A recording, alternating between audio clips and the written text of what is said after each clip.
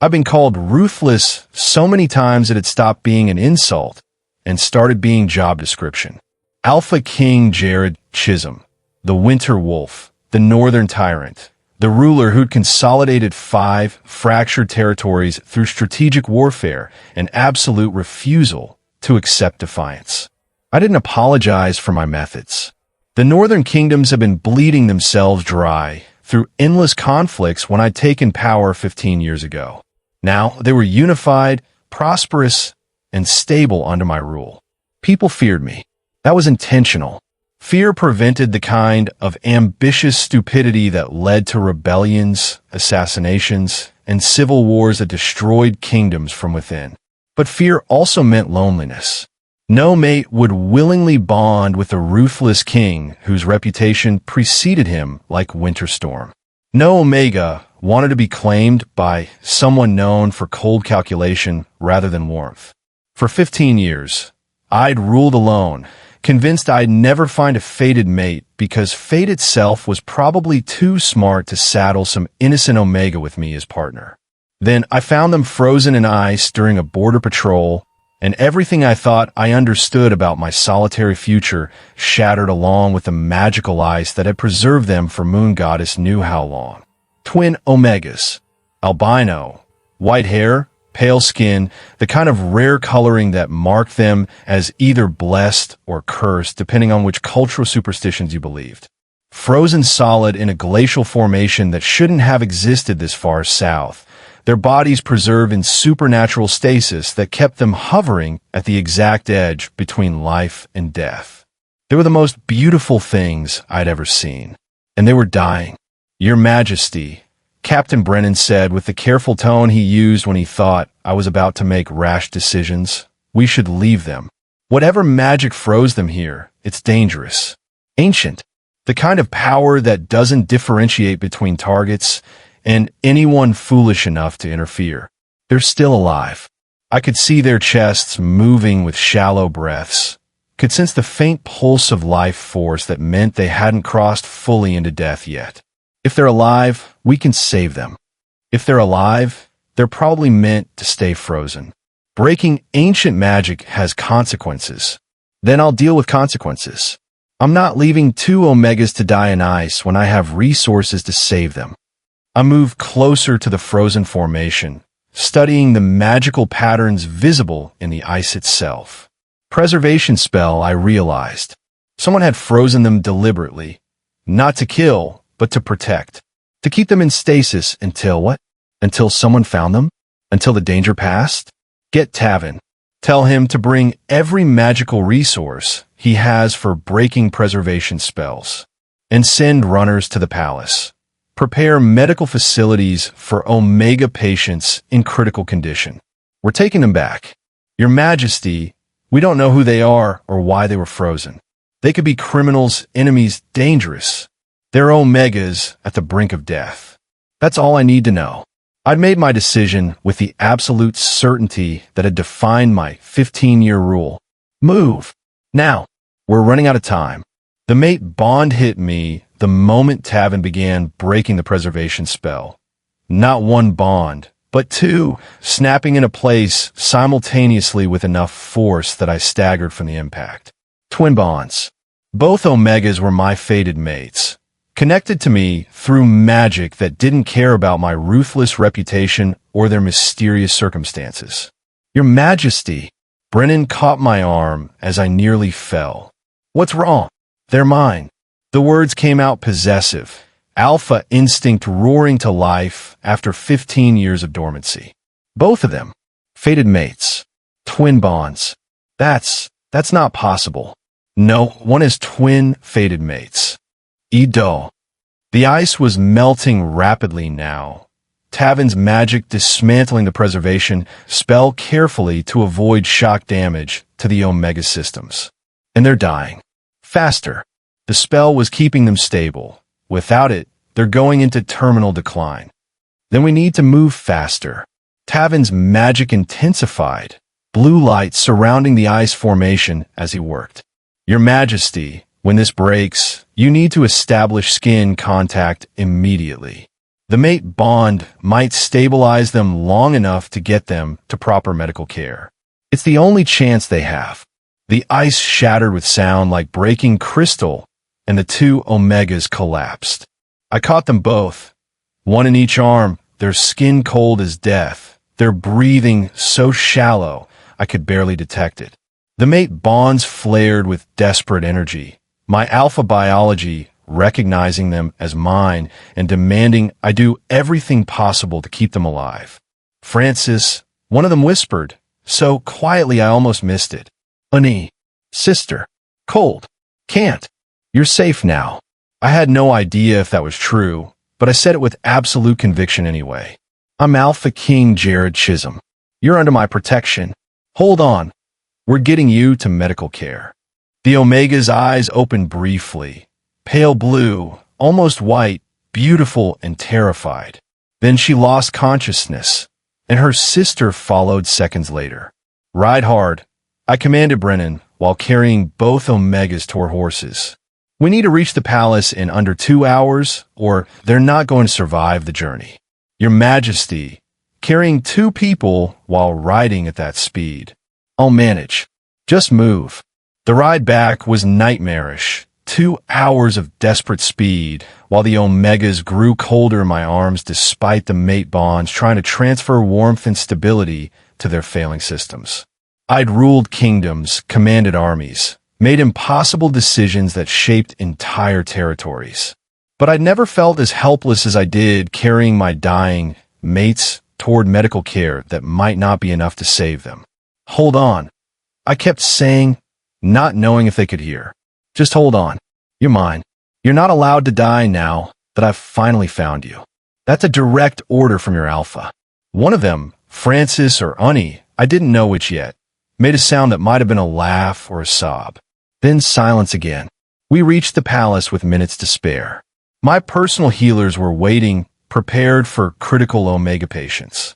They took over immediately, their magic and medical knowledge focused on preventing hypothermia from killing what the preservation spell had kept alive. Will they survive? I asked Tavin after 6 hours of waiting while healers worked. I don't know. The preservation spell kept them from dying, but it also kept them from living. Their bodies are trying to restart after being suspended. In that process, Tavin's expression was grim. It could go either way. If the mate bonds are strong enough, they might provide stability. If not, they'll survive.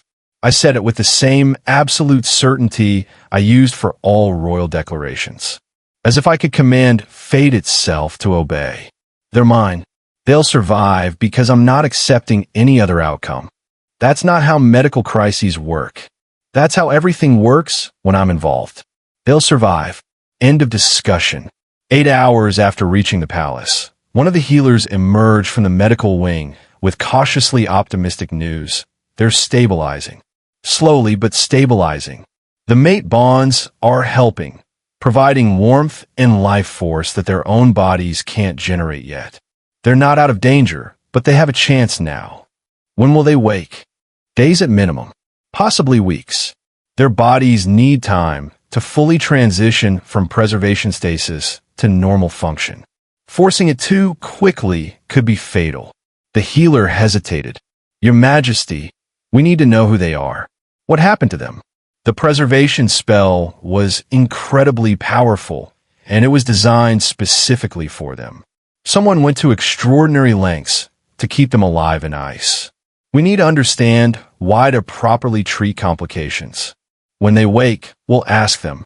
Until then, focus on keeping them alive. I moved toward the medical wing. I want updates every 4 hours. Any change in their condition, I'm informed immediately. And no one enters that room without my explicit permission. They're under royal protection until we understand what happened and why. What I didn't say, what I couldn't say yet, was that I was already possessive of 2 Omegas I'd known for less than a day.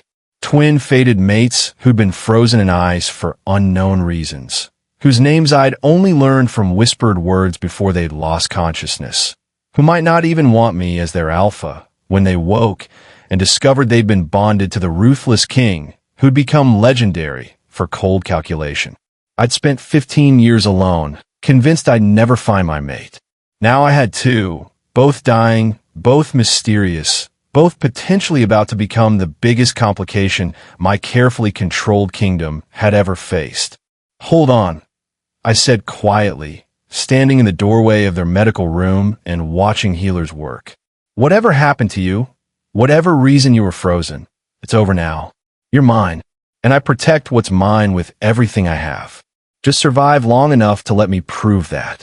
One of them, still couldn't tell which was which through all the medical equipment, stirred slightly, as if responding to my voice even while unconscious. "That's right," I continued, moving closer despite healers trying to give them space. "You can hear me. Good. Then hear this. You're Alpha King Jared Chisholm's mates. That means you're the most protected Omegas in 5 kingdoms. Whatever you were running from, whatever forced you into that ice, it's going to have to go through me to get to you. And nothing gets through me. Nothing. It was a promise. A threat to whatever had hurt them. An Alpha's absolute commitment to protecting his mates despite knowing nothing about them beyond their names and the mate bonds that tied us together.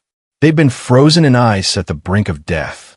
I'd found them, claimed them, and dragged them back from the edge through sheer refusal to accept their loss. Now I just had to figure out who they were, why they'd been frozen, and what I was going to do when they woke up and realized their fated mate was the ruthless king that half the Northern Territories feared. This is going to be complicated, Tavin observed from behind me. Everything worth having is complicated. I'll manage.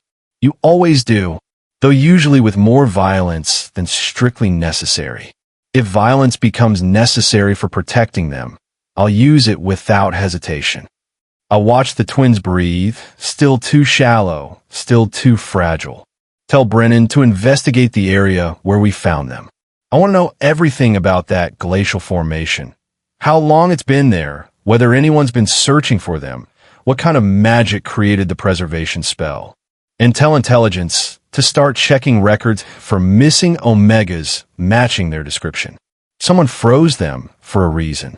I want to know who and why before they wake up vulnerable. You're already planning war against whoever hurt them. I'm planning appropriate response to threats against my mates. Whether that's war or just strategic elimination depends on what we discover. I turn to face Tavin. They're mine. Twin fated, mates who nearly died before I even met them. That makes this personal in ways that kingdom business never is. Whoever froze them better hope they had good reasons, or they're going to discover exactly why people call me ruthless. Understood. I'll coordinate the investigation. Tavin paused. For what it's worth, I'm glad you found them. You've been alone too long. Even ruthless kings need mates. I wasn't looking for them. That's usually when fate decides to intervene. Dramatically, in this case. Fate has terrible timing, but at least it has good taste. I look back at the twins, still fighting for survival. Now if they'll just survive long enough for me to actually meet them properly, we can figure out the rest. They had to survive, because I'd already decided I wasn't ruling alone anymore, wasn't spending another decade isolated by reputation and power, wasn't accepting any outcome except the one where my twin-fated mates lived and chose to stay despite everything they'd probably heard about the ruthless Alpha King who'd found them frozen in impossible ice. Hold on, I whispered again. Please, just hold on. And somewhere in their unconscious state, I felt the mate bond's pulse with response. They were fighting. That was enough for now. The rest, the questions, the complications, the reasons they'd been frozen, all of that could wait until they were strong enough to answer. First, they had to survive. Everything else was secondary. The ruthless Alpha King found frozen twin albino Omegas in ice. Face screaming in fear, snowflake crowned they were at the brink of death. The mate bond snapped into place for both of them. Now he's fighting to save his fated mates while trying to figure out who froze them and why. What happens when the twins wake up and discover their mate is the most feared king in 5 kingdoms? Who froze them in that ice? And what happens when whoever did it comes looking to finish the job? Hit subscribe because this ruthless king is about to discover that having twin fated mates is way more complicated than ruling kingdoms, and the mystery of why they were frozen is darker than anyone expected. Also, twin bonds? That's not supposed to be possible, but fate apparently doesn't care about supernatural rules. The first thing I felt was warmth. Not the bone-deep cold that it consumed me for how long. I couldn't remember. Just warmth, steady and persistent, pulling me away from the frozen darkness I'd been lost in. The second thing I felt was the bond. Thick, powerful, connecting me to someone whose presence felt overwhelming even before I opened my eyes. Alpha, fated mate, Mine. No, that couldn't be right. Ani and I have been running from. Memory hit like physical blow, the hunters, the ancient curse, the desperate choice to use forbidden magic that would freeze us in preservation stasis rather than let them capture us and use us for. Easy, a deep voice said, and I felt warm hands on my shoulders, steadying me as I tried to sit up too quickly. You're safe. You're in the Royal Palace medical wing. You've been unconscious for 3 days since we broke the preservation spell. I forced my eyes open, blinking against light that felt too bright after nothing but darkness. The man leaning over me was imposing. Tall, broad-shouldered, with dark hair shot through with silver and amber eyes that glowed with alpha dominance. He was dressed in formal attire that marked him as nobility, and the way everyone else in the room deferred to him suggested very high rank. Oh, my voice came out as rough whisper. Who are you? Alpha King Jared Chisholm, ruler of the Northern Territories. He said it matter-of-factly, like announcing he was royalty was casual information. I found you and your sister frozen in ice during border patrol. You were dying. I brought you back here, and my healers saved your life. Alpha King, the Winter Wolf. I'd heard stories about Jared Chisholm even before Ani and I had been forced to run. The ruthless king who'd consolidated 5 territories through strategic warfare, who'd executed rebels publicly, who ruled through fear and absolute authority. And I was apparently his fated mate. My sister, panic cut through the disorientation. Ani. Where's Ani? Is she? She's fine. Stable. Still unconscious, but improving steadily. Jared gestured to the bed beside mine, where I could see Ani's distinctive white hair against the pillow. You're twins. Both albino omegas. Both frozen in the same preservation spell. Both. He paused, something complicated crossing his expression. Both my fated mates. The bonds formed when we broke the spell. Twin bonds.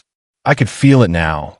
Not just the connection to Jared, but the echo of another bond, waiting for Ani to wake fully before completing. It was impossible. Pack lore said one wolf, one mate. But the bond didn't care about pack lore.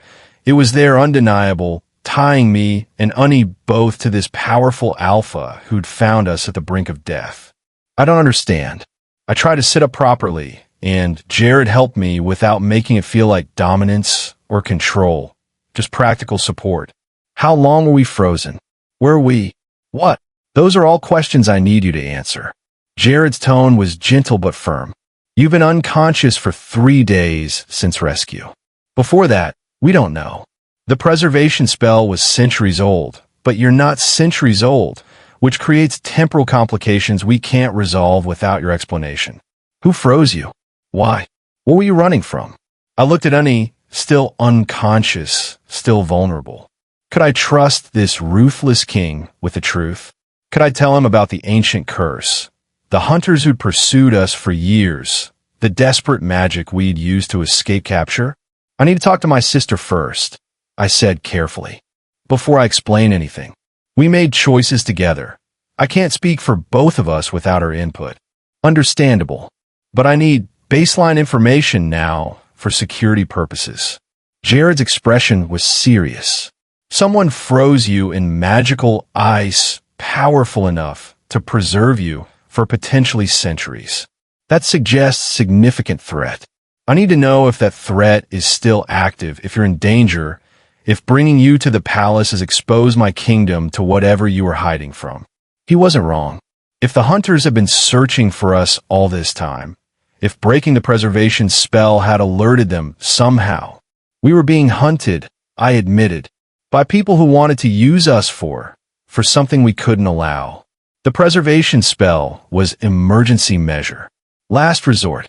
We knew it would freeze us, knew we might never wake up, but it was better than letting them capture us. Who were these hunters? I don't know their names, just that they were old, ancient bloodline, ancient magic, ancient purpose. They believed albino omega twins had specific magical significance, that we could be used in rituals that would. I stopped, not wanting to explain the full horror of what they'd intended. It was bad. Bad enough that freezing ourselves indefinitely seemed preferable. Jared's jaw tightened. And these hunters, are they still active? Still searching? I don't know. We've been frozen for. How long did you say the spell was active? Magical analysis suggests centuries. But that contradicts your apparent age and contemporary knowledge. We're missing something about how the spell functioned. Time distortion, I realized. The preservation spell didn't just freeze us, it pulled us outside normal time flow. What felt like moments to us could have been centuries externally. That's why horror washed over me. That's why we're still the same age we were when we cast the spell. We didn't age because we weren't technically existing in time. We were suspended outside it, which means the hunters could be long dead, or they could be actively searching with centuries of accumulated resources. Jared stood, his presence commanding. Either way, we need to prepare for threats. I'm increasing security around the medical wing. No one enters without my explicit permission. And when your sister wakes, we're having full conversation about exactly what you were running from and how to ensure it can't reach you here. You're just accepting this? Accepting that your fated mates come with ancient enemies and magical complications. You're mine. That's all I need to know. Jared's possessiveness was absolute. Whatever threats come with you, they'll have to go through me. And nothing gets through me. I'm the ruthless king people fear. That reputation exists for reason. Let your enemies come. They'll discover exactly why I'm called the Winter Wolf. His confidence should have been arrogant. Instead, it was just certain, like he'd already decided the outcome and reality would adjust accordingly. You don't know what you're dealing with, I said quietly.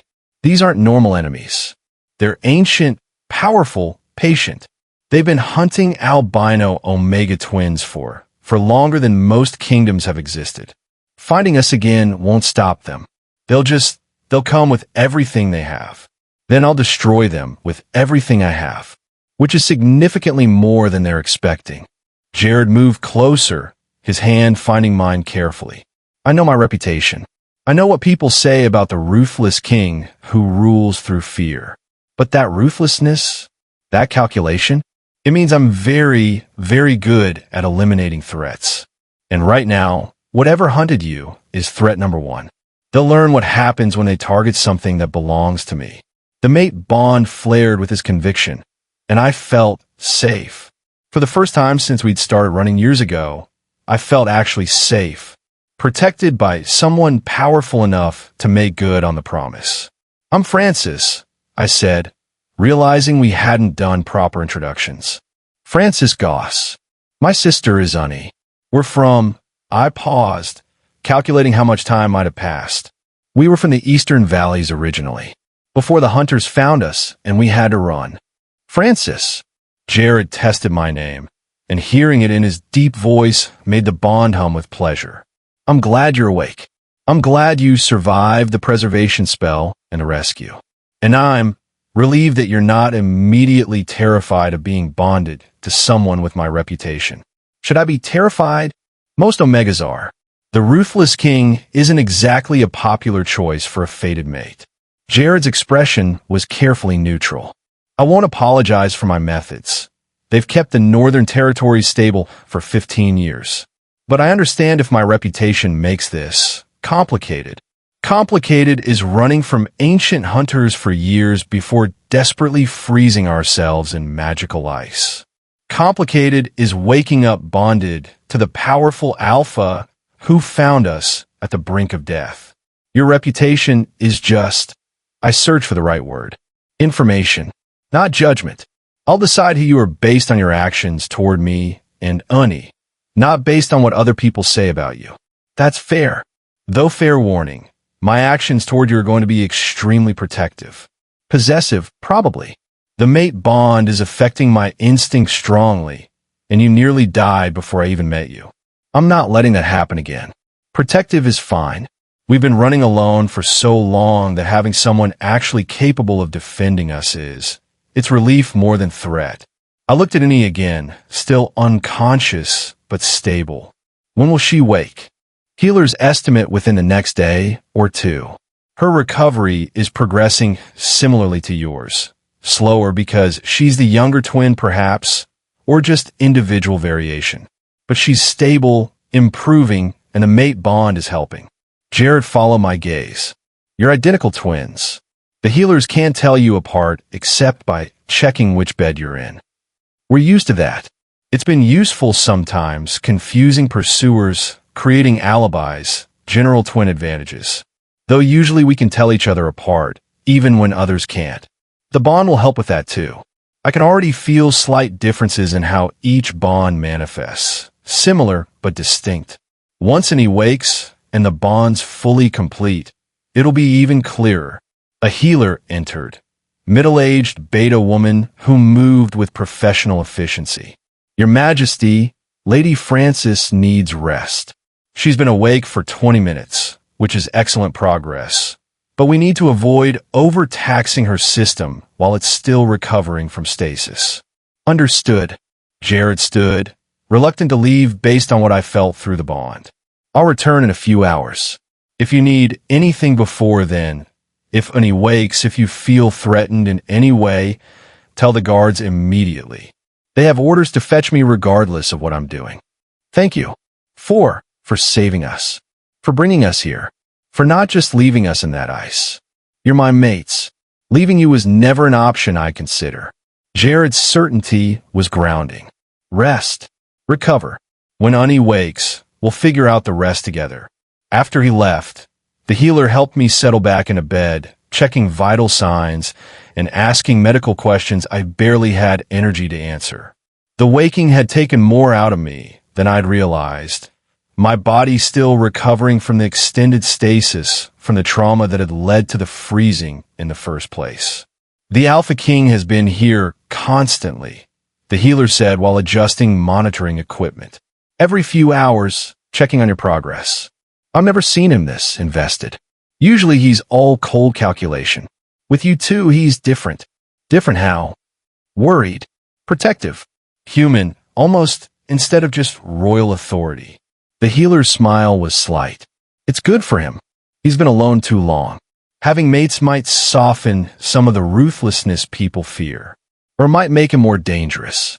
If he's willing to be ruthless for kingdom stability, what will he do to protect people he's actually bonded to? That's what makes it good. The ruthlessness directed toward genuine care instead of just political necessity. The healer finished her checks. Rest now. Your body needs to heal. We'll monitor you overnight. I tried to rest. Failed completely. My mind was racing with implications I hadn't had time to process while Jared was present. We were bonded to the Winter Wolf. The ruthless king whose reputation had reached even the eastern valleys.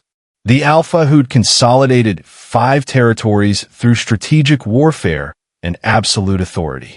And he claimed us. Both of us. Twin fated mates who came with ancient enemies and magical complications. Was this better or worse than still being frozen? Better, probably. At least now we had chance of survival instead of indefinite stasis. But also terrifying, because if the hunters found us here, they wouldn't just be fighting 2 Omega twins anymore. They'd be fighting a territorial Alpha King with resources and ruthlessness to match their own ancient power. Please wake up soon, I whispered to Annie, knowing she couldn't hear, but needing to say it anyway. I need you. I need to know you're okay.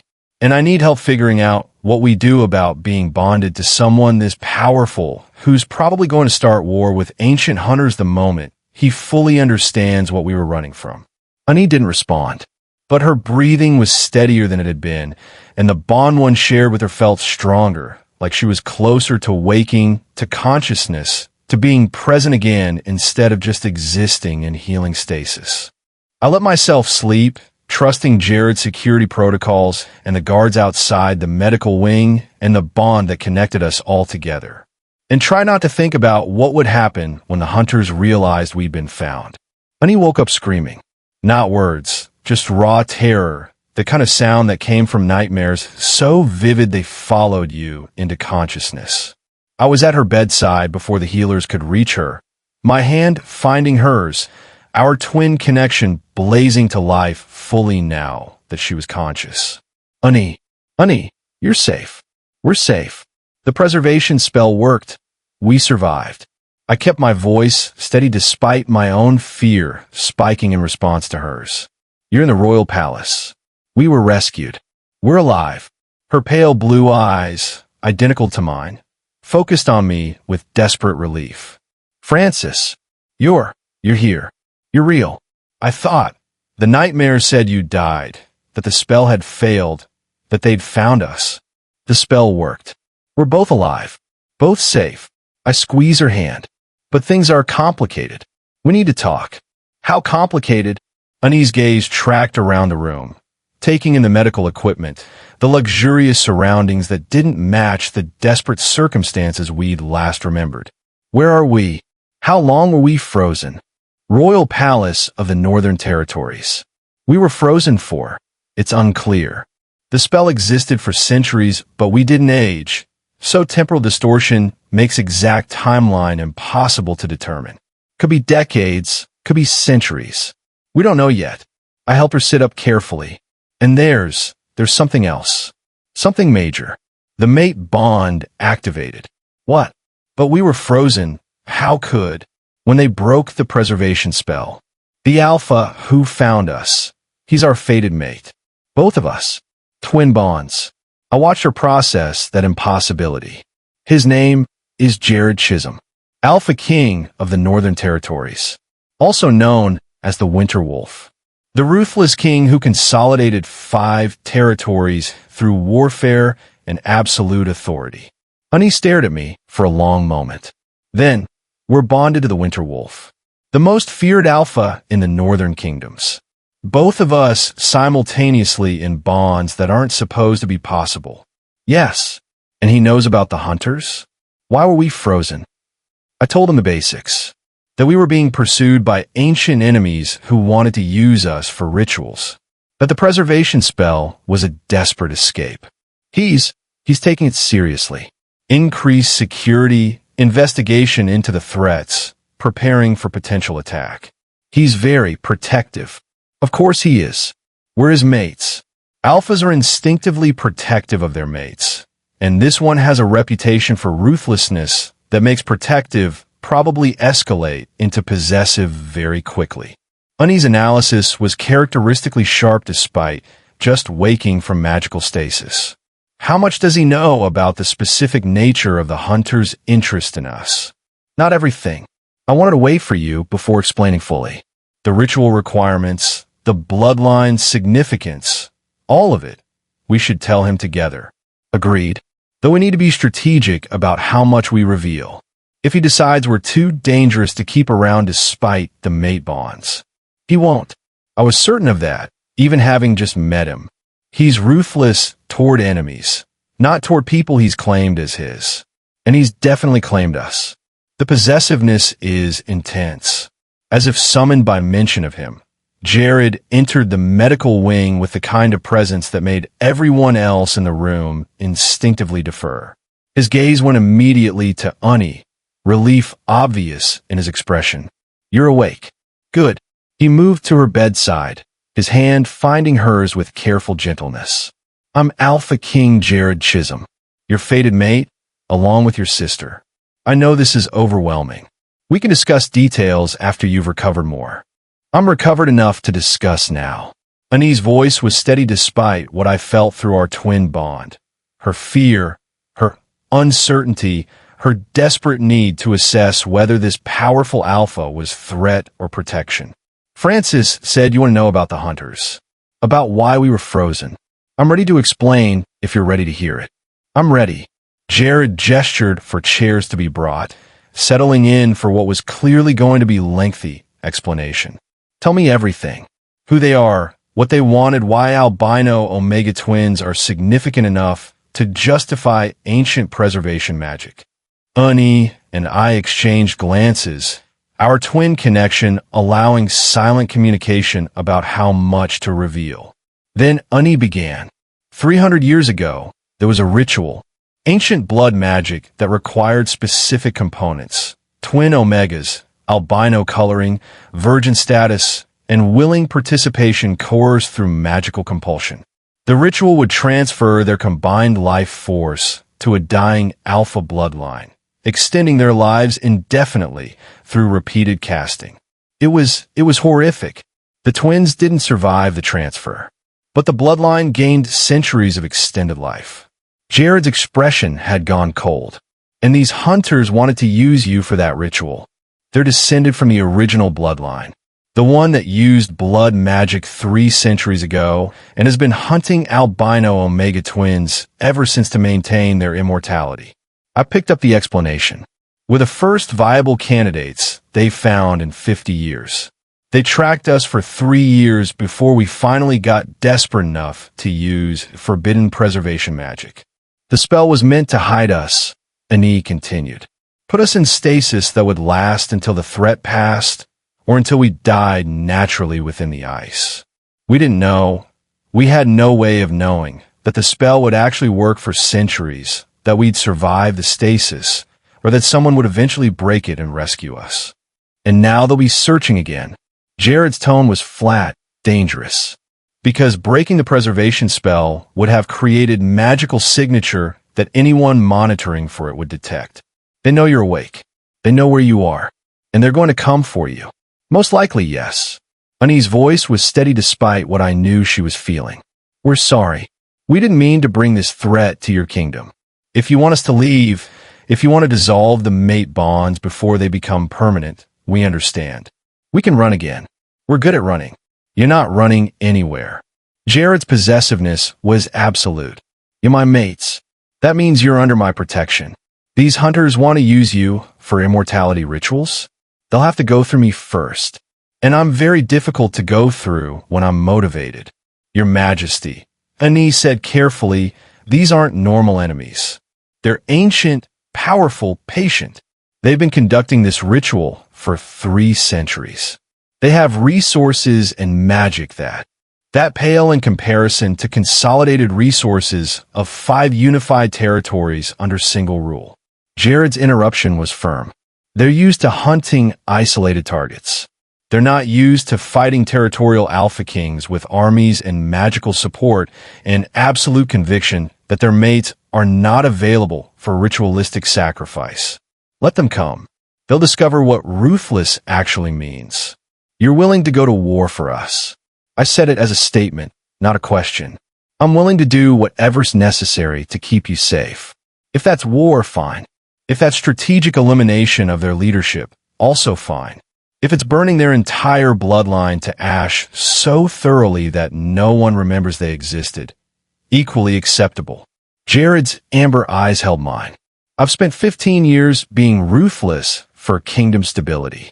Being ruthless for my mates is significantly more motivating. These hunters have no idea what they're about to face. Annie and I exchanged glances again. We've been running alone for so long, convinced no one could protect us from the hunters' ancient power. Having someone not just willing but actively committed to destroying them was overwhelming in the best possible way. What do you need from us? Annie asked practically. Information about the hunters, about the ritual, about how they track targets? Everything you can tell me. Names, locations, magical signatures, organizational structure, how they fund their operations. My intelligence network will use it to locate and eliminate them before they can organize proper attack. Jared's strategic mind was already planning. Also, I need to know about the ritual itself. Exact requirements, what makes it fail, how to ensure you're protected against coercion, even if they do manage to reach you. The ritual requires willing participation, I explained, not genuine willingness. They use magical compulsion to force cooperation. But the compulsion only works on unbonded omegas. Once we complete the mate bonds with you, we'll be protected. The compulsion can't override fated mate bonds. They're too strong, too fundamental to wolf biology. Then we complete the bonds. Immediately, Jared's decision was instant. Your Majesty, Anise said quietly, completing mate bonds it's permanent, irreversible, and we barely know each other. You don't know if you actually want us as mates beyond just biological imperative. We don't know if we can trust you beyond just fated bond recognition. Rushing into permanent completion could protect you from being used in immortality rituals that require your deaths. That's more important than taking time to court properly. Jared's practicality was relentless. We can build trust and connection after you're safe. Right now, safety is priority. If completing the bonds immediately protects you from compulsion, then we do it now. It's not just, Anise struggled for words. Completing bonds isn't simple transaction. It's permanent magical and biological connection. It changes everything. And you have a reputation as the ruthless king. What if once the bonds are complete, you treat us as possessions rather than partners? What if the ruthlessness extends to how you handle your mates? Jared was silent for a moment, clearly processing her valid concerns. Then, I can't prove I won't be a terrible mate except by actually being a good mate over time. But I can tell you this. I've been ruthless toward enemies, toward rebels, toward people who threatened kingdom stability. I've never been cruel to people under my protection. And you're not just under my protection. You're mine in the most fundamental way possible. I would destroy kingdoms for you. Being cruel to you would be contradictory to every instinct I have. You say that now, before the bonds are complete, I pointed out. What if it changes after? What if the permanent connection makes you possessive in ways that are harmful? Then you challenge me on it, and I adjust. I'm not perfect. I'm going to make mistakes. But I'm capable of learning and changing when presented with evidence that I'm wrong. Jared looked between us. I understand your concerns. You've been running from people who wanted to use you. Trusting anyone is difficult. But the hunters are coming. We don't have the luxury of slow courtship and gradual trust building. We need the protection completed bonds provide, and we need it before they arrive to test whether you're vulnerable to their compulsion. He wasn't wrong. The practical necessity overrode the emotional complications. If the hunters could compel us toward willing participation in their ritual, being unbonded made us vulnerable. Completing the bonds provided protection we desperately needed. We need to discuss this privately, Anise said. Francis and I, we need to talk without alpha pressure influencing our decision. Of course. Jared stood immediately. I'll be outside. Take whatever time you need. But, for what it's worth, I'm hoping you choose to complete the bonds. Not just for protection, but because I've been alone for 15 years and I'd rather not be alone anymore. Especially not when fate designated you both as mine. After he left, Annie and I faced each other across the medical wing. What do you think? I asked quietly. I think he's right that we need protection. I think the hunters will come for us. I think being bonded to Territorial Alpha King is better than trying to run again. Annie paused. I also think he's dangerous in ways that aren't just about ruthless reputation. He's possessive, territorial, used to absolute authority. Completing bonds with him means accepting all of that. But he's also protecting us when he could have just left us frozen. Could have broken the spell and then handed us over to authorities to deal with. Instead, he brought us to his palace, has been keeping constant watch, and is preparing to fight ancient enemies he knows nothing about just because we're his mates. I met her eyes. I think we could trust him. Maybe not perfectly yet, but enough to risk the bond completion. You just want to complete it because he's attractive and powerful and the bond is affecting your judgment. Obviously. But that doesn't make the practical reasoning wrong. We need protection. He's offering it. The cost is permanent bond completion. That seems acceptable given the alternatives. Ani smiled slightly despite the seriousness of the situation. You're right. I'm scarred. We've been running so long that accepting help feels dangerous. Like we're going to wake up and discover this was trap. If it's trap we face together. Like always. I reach for her hand. Our twin bond is strong as ever despite the new mate bonds complicating everything. We survived 3 years of running. We survived the preservation spell. We can survive being mated to the winter wolf. That's either bravery or delusion. Probably both. We called Jared back in, and he entered with an expression that was carefully neutral despite what I could feel through the bond. His hope, his anxiety, his desperate want balanced against his determination not to pressure us. We'll complete the bonds, and he said before he could speak. For protection, for practical reasons, and because we're tired of running. If you're serious about defending us, about treating us as mates rather than just problems to manage, then we're willing to trust that despite the risks. Relief flooded through the mate bonds so strongly I gasped from the impact. Jared moved toward us, his hands finding ours carefully. Thank you for trusting me despite having every reason not to, for choosing to stay despite knowing my reputation. I'll try to be worthy of that trust, to be the mate you deserve rather than just the ruthless king everyone fears. Can we do both? I asked. Be ruthless king when dealing with hunters. Be actual decent mate when dealing with us? That seems ideal. I can try. Though fair warning, the protective possessiveness is going to be strong. I've been alone 15 years, and you nearly died before I met you. My instincts are going to be overwhelming for a while. Overwhelming we can handle. Cruel we can't. As long as you're clear on that distinction, we'll figure out the rest. Ani's practicality grounded all of us. Now, how does bond completion actually work? We've never done this before. Neither have I. But Tavin researched it after I informed him about twin bonds. Jared's slight smile was the first humor I'd seen from him. Apparently, it involves intimate contact, mutual acceptance, and magical recognition. The bonds are already mostly complete. What's left is sealing them permanently through deliberate choice. That's refreshingly simple compared to everything else, I observed. Most mate bonds are. It's everything around them that's complicated. The bond completion was exactly as described. Simple, intimate, a moment where we each chose to accept the connections fully and permanently rather than leaving them incomplete. Magic flared between all three of us, twin bonds and alpha-mega bonds weaving together into a pattern that was unique and unbreakable. When it was done, I felt complete.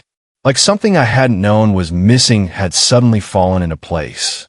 The bonds were permanent now, irreversible, tying all three of us together in ways that transcended biology or political necessity. That's intense, Anise said, clearly feeling the same overwhelming sense of rightness. Is it supposed to be this strong? Twin bonds are already rare. Twin fated mate bonds with single alpha are unprecedented. I have no idea what's normal. Jared pulled us both close, his arms secure and warm. But I'm not complaining. You're mine now. Permanently. No running. No more hiding. No more desperate spells to escape hunters. We face everything together from now on. Together, I agreed. Though you realize you're going to have to learn to tell us apart now. Right? Most people can't. I can feel the bond differences. You're Francis. Your bond feels warmer, more immediate. Anise is cooler, more analytical. Similar, but distinct enough to identify. Jared's certainty was reassuring. Plus, you're going to be spending significant time with me while you recover. I'll learn the physical differences too. Most people never do. Most people aren't bonded to you. I'm motivated. A guard entered, his expression urgent. Your Majesty, Captain Brennan needs to see you immediately. He says it's about the investigation into the ice formation. Jared's protective instincts flared through the bond. I need to handle this. You too rest. Healers say you need another day of recovery before you're strong enough to be up and moving normally. I'll return as soon as I can." After he left, and he turned to me with expression I knew too well. He's already planning war. I can feel it through the bond. He's going to use the investigation results to locate the hunters and eliminate them before they can organize attack. That's probably good. We want them eliminated. We want them dead, yes. But I'm worried about how ruthless the elimination is going to be. If he goes too far, if he uses methods that are excessive, we'll be bonded to someone whose darkness we enabled. That's complicated morally. The hunters conduct ritual sacrifice using unwilling victims. I think excessive ruthlessness toward them is acceptable under the circumstances. I settle back into bed, exhaustion from the bond completion catching up. Let's worry about moral complications after we're safe for being used in immortality rituals. Priorities. You have terrible priorities. I have practical priorities. There's a difference. Despite the humor, we both knew this was just the beginning. The hunters were coming. Jared was preparing for war. And we were permanently bonded to the most feared alpha in the Northern Territories, for better or worse. At least we'd face it together. All three of us. That had to be enough. The twins are awake and the bonds are complete. But now Jared knows the full truth about the immortality ritual hunters. He's planning to eliminate them before they can attack. And Francis and Unnie are bonded to the most ruthless king in 5 kingdoms. What happens when the hunters realize their targets are now protected by the winter wolf? How far will Jared go to eliminate the threat? And can the twins trust that his ruthlessness won't extend to how he treats them? Hit subscribe because next chapter covers the investigation results, Jared's strategic planning for total elimination of the hunter bloodline, and the moment when the twins realize their mate's reputation is about to become very relevant. Also, twin mate bonds are creating magical effects no one predicted, and that's going to be important later.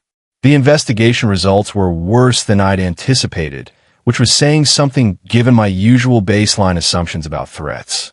The bloodline calling themselves the Eternal Circle has been operating for exactly 317 years, Captain Brennan reported, spreading documents across my private council table. They're not subtle about it, either.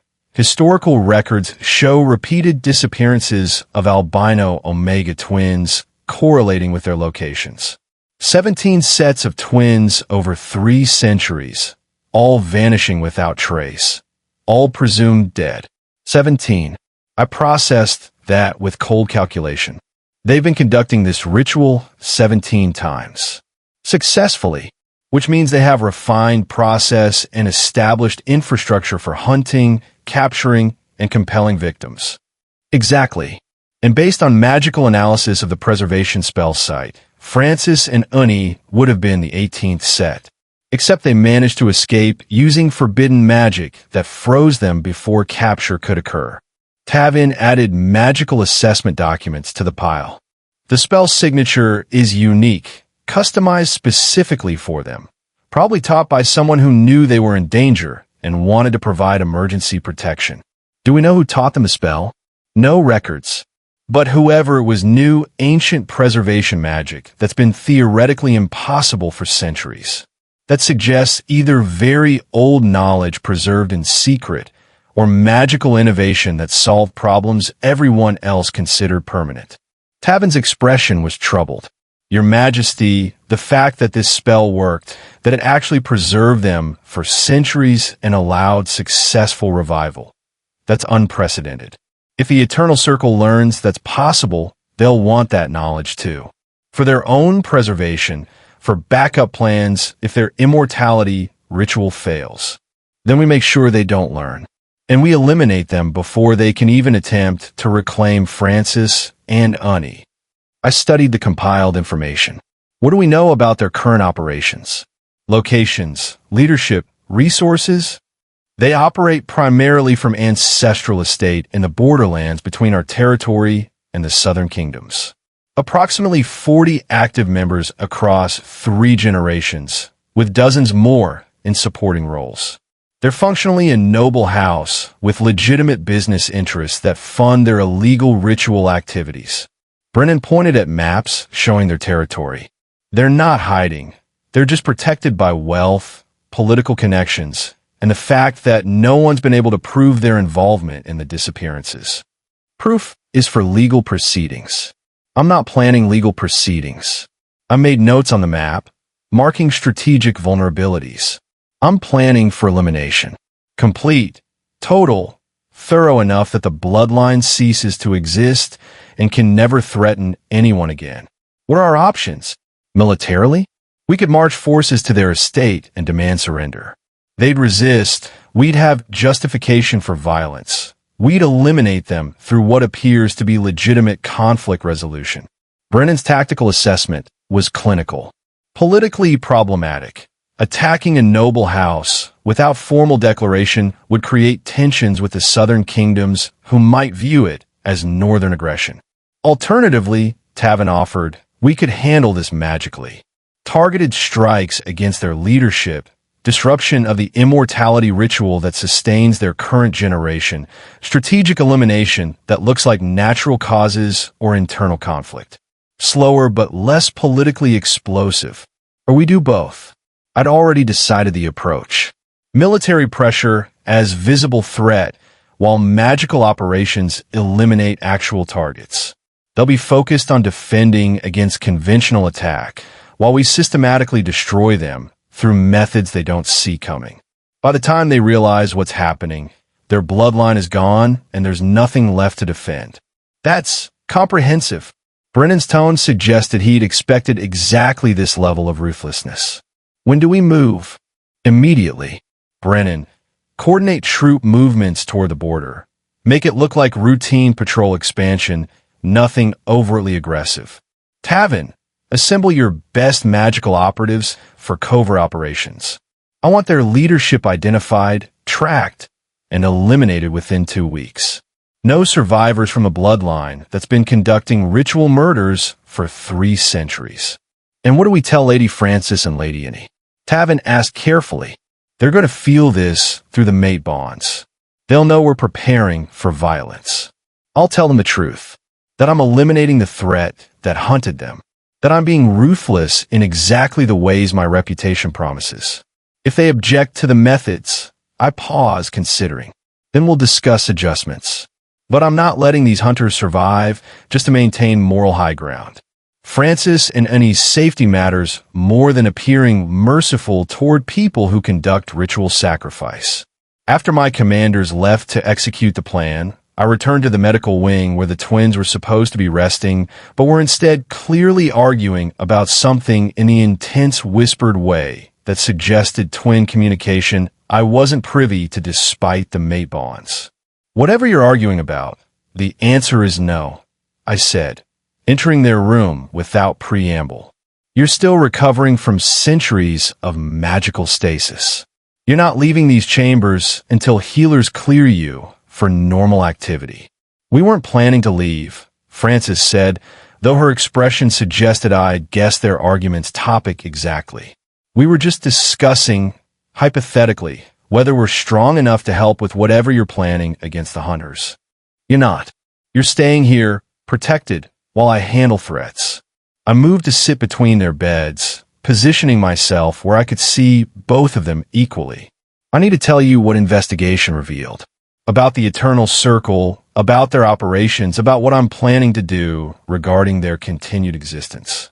I explained the findings: 317 years of ritual murders, 17 sets of twins sacrificed, the infrastructure and resources that had let them operate with impunity for centuries. Watch Francis's face go pale and Annie's expression harden into something cold and determined. 18 sets of twins, Annie said quietly when I finished. We would have been the 18th. If we hadn't frozen ourselves, if you hadn't found us, you'd be dead now, used up in their immortality ritual and discarded. I felt rage building through the mate bond. Mine and theirs mixing into something explosive. But you're not dead. You're here, safe, bonded to me. and I'm making sure they never get another chance to hunt anyone. What are you planning? Frances asked, though I suspected she already knew for what she could feel through our connection. Total elimination. Military pressure as visible threat. Magical operations as actual implementation. Within 2 weeks, the bloodline is gone. No survivors, no descendants. Nothing left that could resurrect their ritual or hunt other victims in the future. That's genocide. Honey's voice was careful. You're planning to kill an entire bloodline, including people who might not be actively involved in the ritual murders. I'm planning to eliminate a threat that's been conducting serial murder for 3 centuries. The fact that they reproduce and involve their children in the family business doesn't make them less guilty. It makes them more dangerous because it ensures the ritual continues generationally. I met her eyes directly.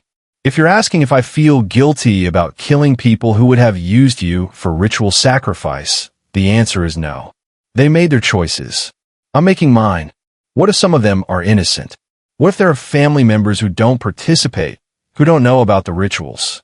Then there's still part of the bloodline that preserves and enables the murders, still benefiting from immortality magic built on killing Omega twins, still teaching their children that this is acceptable practice. My ruthlessness wasn't apologetic. I understand your concern about collective punishment, but partial elimination leaves survivors who can rebuild. Complete elimination ensures the threat is gone permanently. Which approach do you prefer? Frances and Honey exchanged one of their twin communication looks. Then Frances said, "We want them gone. Completely. We've been running from them for years, terrified that capture meant torture and death. If you can eliminate that threat entirely, if you can make it so no other twins have to run like we did, then we support that, even if the methods are extreme." You're certain?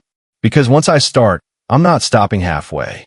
The eternal circle either ceases to exist, or I do. There's no middle ground in my planning. We're certain, and he confirmed. We've seen what they do to their victims.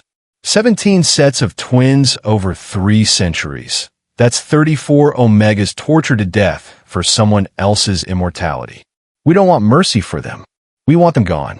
The mate bonds flared with their conviction, their anger, their desperate need for the threat to be eliminated so thoroughly that running would never be necessary again. It was validating, knowing that my mates supported the ruthless approach rather than being horrified by it. Then we're agreed. I eliminate the eternal circle. You stay here, protected, recovering your strength while I handle the violence. I pulled them both close, needing physical contact. 2 weeks. Maybe less if operations proceed smoothly. Then you'll be safe. Permanently. No more running. No more hiding. No more desperate spells to escape hunters. Just life. With me. In the palace. Building whatever future we want without threat hanging over everything. What if they come here first? Frances asked quietly. What if they realize we're awake before your operations eliminate them? What if they attack the palace? Then they discover why people call me the Winter Wolf. I've defended this palace against 3 separate rebellions. Some entitled nobles with immortality magic aren't going to succeed where better organized enemies failed. My confidence wasn't arrogance. It was calculation based on resources and defensive advantages. But if they do attack, if they somehow breach our defenses, you have instructions. Get to the reinforced chambers beneath the palace. They're magically warded against intrusion and stocked for extended siege. You go there, you lock yourselves in, and you wait for me to eliminate threats and retrieve you. You've planned for siege scenarios. I plan for everything. 15 years of consolidated rule requires comprehensive threat assessment and preparation for worst-case outcomes. Eternal Circle attacking the palace is covered under magical assault by organized enemies protocols. We're ready. You're very thorough. I'm careful. There's a difference between paranoid preparation and strategic readiness. I prefer the latter. A knock interrupted us, one of my intelligence operatives with urgent news. Your Majesty, We've detected magical surveillance attempting to locate Lady Francis and Lady Annie. The Eternal Circle knows they're awake and is trying to pinpoint their location. Are the palace wards holding? For now. But whoever's casting the surveillance is strong. Old magic, ancient power. They're testing our defenses systematically, looking for weaknesses. If they find one, they won't. Tavin, increase ward strength around the medical wing and the reinforced chambers. I want triple redundancy on protective magic. If one layer fails, two others compensate. And trace that surveillance back to its source. I want to know exactly who's casting and where they're located. After the operative left, I felt Francis's hand find mine. They're coming. Faster than you expected. They're scouting. Typical first step for organized assault. Identify target location, assess defenses, plan approach vectors. They won't attack until they have comprehensive intelligence and advantageous timing. I squeezed her hand reassuringly. We have time. Not much, but enough to prepare properly. And if they attack before your elimination operations are complete, then I demonstrate why attacking the Winter Wolf's palace to steal his mates is catastrophically poor decision-making. They'll serve as examples for anyone else considering similar stupidity. You're looking forward to this. Annie's observation was accurate. I'm looking forward to eliminating threats to my mates. The fact that it involves violence against people who conduct ritual murders is bonus, not a drawback. I didn't apologize for the bloodthirsty anticipation. I've been called ruthless for 15 years. Time to prove the reputation is accurate. Just promise us something. Francis's voice was serious. Promise that when this is done, when the hunters are eliminated and we're safe, promise that you'll be more than just a ruthless king. That you'll be actual mate who builds life with us, not just alpha who eliminated our enemies. I promise. The ruthlessness is for threats. For you. For us. I'll be whatever you need me to be. Partner, protector, mate who's actually present for the peaceful parts of life instead of just the violent parts. I meant it sincerely.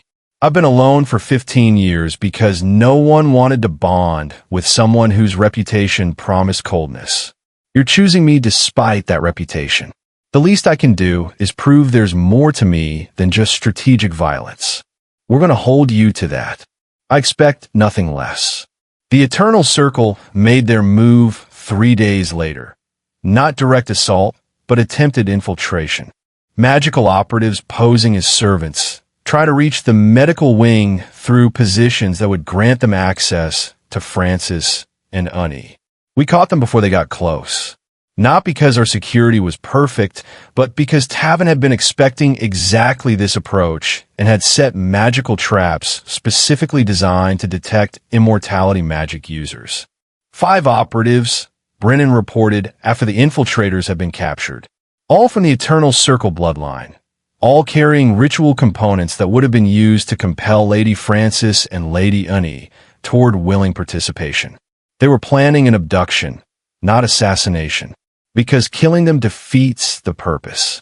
They need living, willing victims for the ritual. I studied the captured operatives through an observation window. 5 people who looked like normal nobles who'd walked into the palace intending to steal my mates and use them for murder. Interrogate them. I want everything they know about circle operations, about how many more operatives are positioned in the territories, about their timeline for larger assault. And after interrogation, public execution. Let the Eternal Circle know that attempting to infiltrate my palace carries permanent consequences. My ruthlessness wasn't for show. It was a calculated deterrent. Make sure the bodies are returned to their estate with a clear message. Come for my mates again, and the response will be significantly less merciful than simple execution. Francis had felt the confrontation through our bond despite being sequestered in the medical wing. When I returned after ordering the executions, she was sitting up in bed looking both relieved and troubled. You executed them. They came to abduct you and Annie for ritual murder. Yes, I executed them. and I'll execute every other operative they send until they either stop attempting infiltration or run out of bloodline members to sacrifice. I sat beside her bed. Are you objecting to the executions? No, just processing that you did it without hesitation. That you made that call and implemented it within hours. That's very decisive. I've been making life and death decisions for 15 years. Executing people who try to steal my mates is straightforward compared to some calls I've made. I took her hand carefully. I know my reputation is one thing. Seeing it in action is different. If you're uncomfortable with how I handle threats, I'm not uncomfortable. I'm just adjusting to having a mate who actually eliminates threats rather than just talks about it. Francis's smile was slight. It's relief more than discomfort. Knowing you're serious about protecting us, that you'll actually follow through on eliminating the eternal circle rather than just making empty promises about safety. I don't make empty promises. When I say I'm going to destroy a 300-year-old bloodline that conducts ritual murder, I mean it literally. They'll be gone within 2 weeks. Less, now that they've accelerated the timeline by attempting infiltration. How much less? 1 week. We're moving faster. Military operations commence tomorrow. Magical strikes follow within days. By week's end, the Eternal Circle is history and you're completely safe from their threat. You're very confident. I'm very prepared. There's a difference. The operations commenced exactly as planned. Military forces moving toward Eternal Circle Estate under pretense of border security expansion. Magical operatives infiltrating their household to identify and eliminate key bloodline members. It was coordinated, comprehensive, and absolutely ruthless in execution. 4 days later, Tavin reported success. 17 bloodline members eliminated through targeted operations. Their immortality ritual was disrupted. The anchor magic failed, and the remaining members are aging rapidly back to their true years. Within days, all of them will be dead from natural causes after the magic fails completely. Confirmed elimination? Total. No survivors from direct bloodline. No descendants who can resurrect the ritual. No preserved knowledge that would let others replicate their process. The Eternal Circle is gone, Your Majesty. Permanently. I felt the tension I'd been carrying release slightly. Good. Inform Francis and Unnie. Let them know they're safe now. The threat is eliminated. When I told them personally, both twins cried. Not from fear or grief, but from overwhelming relief that years of running were finally over. That they could stop looking over their shoulders, stop preparing emergency escapes, stop living in constant terror of being captured for ritual sacrifice. It's really over? Unnie asked through tears. They're actually gone? All of them. All of them. The bloodline is extinct. Their ritual is disrupted beyond recovery, and no one else has the knowledge to replicate their process. You're safe, Unnie. You're both safe. Permanently. Francis pulled me into an embrace that was half relief, half gratitude. Thank you. For being ruthless enough to actually eliminate them instead of just trying to protect us. For making good on the promise, even though the methods were extreme. Thank you for making us safe. You're my mates. Making you safe is literally my job. Though I'll admit, eliminating a mortal murder cult was more satisfying than most royal duties. I held them both, feeling the mate bonds settle into something more peaceful now that the immediate threat was gone. Now we can focus on building actual life together. Without running, without hiding, without desperate spells or ancient hunters. Just us, figuring out how to be mates despite starting under absolutely ridiculous circumstances. The ridiculous circumstances were probably fate's idea of humor. Francis said with a laugh that was only slightly hysterical.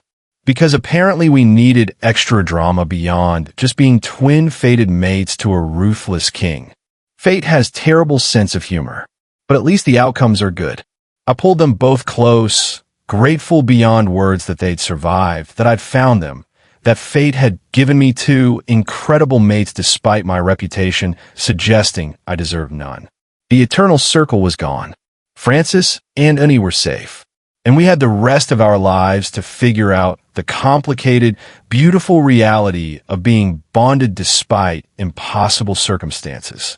It was more than I'd expected, more than I deserved, probably, but I was keeping it anyway, because ruthless kings don't let go of the things that matter most. And nothing would ever matter more than my twin fated mates who'd survived centuries frozen in ice just to find their way to me. 3 weeks after the Eternal Circle's elimination, Francis and Annie were finally cleared by healers for normal activity beyond the medical wing, which meant facing the reality of palace life, court politics, and what it actually meant to be bonded mates to Alpha King Jared Chisholm rather than just protected patients recovering from magical stasis. This is significantly more complicated than just surviving hunters, and he observed while being dressed in formal court attire by servants who clearly didn't know what to make of having twin royal omegas to serve. At least running from ancient enemies was straightforward. Palace politics is layered. 17 layers of formal clothing is also layered, Francis added, struggling with the elaborate dress that Lady Helena had insisted was appropriate for first official court appearance. Why do queens need this much fabric? It's excessive. Because you're not just queens. You're the Winter Wolf's mates and the first Omegas to hold royal status in the Northern Territories in 3 generations. Helena's tone suggested they'd had this conversation multiple times already. Your appearance is political statement. Looking appropriately regal prevents nobles from dismissing you as just the king's rescued strays. We were rescued strays, and he pointed out, and now you're queens. Act like it. The formal court presentation was exactly as overwhelming as Francis had feared. Hundreds of nobles assembled to witness their official introduction, all of them assessing whether the twins were worthy of their elevated status or just temporary complications in the Winter Wolf's otherwise solitary rule. Lords and ladies of the Northern Territories, Jared's voice carried absolute authority across the throne room. I present Lady Frances Goss and Lady Annie Goss, my fated mates and your queens. They have my complete confidence, my absolute protection, and my expectation that you will treat them with the respect their positions demand. The court bowed in synchronized acknowledgement, but Francis could feel the undercurrents, skepticism, calculation, nobles already planning how to use the twins' presence for political advantage or trying to determine if they were threats to established power structures. Your Majesties, an older noble stepped forward with bow that was technically correct but somehow condescending. The court welcomes you and rejoices in our king's good fortune in finding his fated mates. We do have questions, however, about your origins, your backgrounds, whether you bring with you any complications that might affect kingdom stability. You're asking if we come with threats attached, Annie said bluntly, her directness making several nobles shift uncomfortably. The answer is no. The people who hunted us are dead, eliminated by our mates' thorough operations. We bring no external dangers to the Northern Territories. Though I'm curious, Francis added, matching her sister's boldness, why our backgrounds matter more than our mate bond to your king. Fated mates are designated by the moon goddess. Are you questioning divine judgment? Of course not, your majesty. We simply wish to understand the circumstances that led to your bonding. Falling from nowhere, frozen in ancient magic, immediately bonded to our king. It's unusual. Surely you understand our curiosity. Curiosity is acceptable. Disrespect is not. Jared's interruption was cold. My mate's origins are known to me. That's sufficient. Whether they're known to court is optional and dependent entirely on whether you earn their trust rather than interrogating them like suspects at first meeting. The court fell silent. Nobles processing that the Winter Wolf was defending his mates publicly rather than treating them as political assets to be managed. It was unexpected. The ruthless king who ruled through calculation was showing genuine attachment, genuine partnership, rather than just possessive claiming. After the formal presentation, Francis and Annie retreated to their shared chambers, rooms that had been hastily converted to accommodate twin queens who'd insisted on staying together rather than being separated by traditional protocols. That was exhausting. Frances collapsed onto the elaborate couch that furnished their sitting room. Every noble was assessing us like we're investments they need to evaluate for risk versus reward. Because to them, we are investments, political assets connected to the most powerful alpha in 5 territories. They're trying to figure out how to use us for advantage or how to neutralize us if we become threats to their interests. And he was more pragmatic about court dynamics. We need to establish ourselves as actual power rather than just protected omegas. Otherwise, we'll spend the rest of our lives being managed by nobles who think we're too weak to be relevant. How do we do that?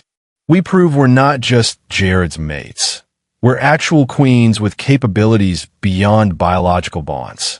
We engage with governance, demonstrate competence, show them we're partners in rule rather than just decorative additions to the throne. Jared entered their chambers without knocking, which had become habit over the weeks of medical recovery. You handled court well, better than some queens who've had years of preparation. We handled being interrogated about our worthiness, Frances corrected. That's different from actually handling court politics. Court politics is constant interrogation about worthiness. You'll adjust. Jared sat between them on the couch, his presence grounding. Though I should warn you, several nobles are already planning to test you, bringing disputes specifically to you rather than to me, seeing if you'll make mistakes they can use to undermine your authority. Let them try. Annie's competitiveness was obvious. We survived 3 years running from ancient hunters. We can handle nobles trying to play political games. That's the attitude. Just remember, you don't have to handle them alone. We're partners in this. If nobles test you, you can consult me. If they try to manipulate you, you can call them out publicly. You have my authority and my support for whatever decisions you make regarding court management. Even if we make mistakes. Frances asked, especially if you make mistakes. That's how you learn, through trying things, discovering what doesn't work, adjusting approach. I made dozens of mistakes during my first year's ruling. The difference is I had no one to consult and had to figure everything out through trial and catastrophic error. You have me, you have each other, and you have time to develop your governance skills without being thrown into an immediate crisis. Though the crisis would be more familiar, and he observed. We're good at crisis management. Peaceful governance is strange. You'll adapt. You're both intelligent and strategic. Those qualities matter more than experience for effective rule. The testing Jared had warned about began immediately. Nobles bringing disputes to Frances and Unnie rather than to the king, watching to see if they defer to Jared or attempt to make decisions independently. Property conflicts, trade disagreements, minor criminal cases, all being directed toward the new queens as assessment of their capabilities. They're doing this deliberately, Frances said after the 5th dispute had been presented to them in 3 days. Bringing cases that have no clear right answer, where any decision we make will upset someone, just to see how we handle pressure. Then we handle it by making decisions and standing by them, even when nobles object. Unnie had been studying Northern Territory's law obsessively since being cleared for normal activity. This property dispute, the noble claims ancestral rights, but the law clearly states that abandoned properties revert to Crown after 10 years. The property was abandoned for 15. Crown ownership is legally sound regardless of ancestral claims. He's going to be furious if we rule against him. Then he'll be furious. That's not our problem as long as our legal reasoning is sound. Unnie's ruthlessness was emerging in ways that made her more similar to Jared than Frances had expected. We're queens. Making unpopular decisions that are legally correct is literally part of the job. They ruled against the noble, citing specific law and precedent. The noble was indeed furious, appealing directly to Jared with complaints about his mate's harsh judgment and lack of compassion for ancestral claims. Jared's response was public and unequivocal. My queen's ruling was legally sound. The property was abandoned beyond the statutory period. Crown ownership is established. Your appeal is denied. In future, if you disagree with my queen's decisions, bring better legal arguments rather than appealing to emotion and tradition. They're not impressed by either. The court concluded that their king was supporting his mate's decisions even when those decisions upset established nobles. That Francis and Annie weren't just decorative. They were actual authorities whose rulings would be enforced. You backed us publicly, Francis said that evening, still processing Jared's absolute support. Even though that noble has significant political influence and we've only been queens for 3 weeks. You made a legally sound decision based on established law. Why wouldn't I back you? Jared's confusion seemed genuine. If you'd ruled incorrectly, I'd have corrected you privately and adjusted the outcome. But you ruled correctly.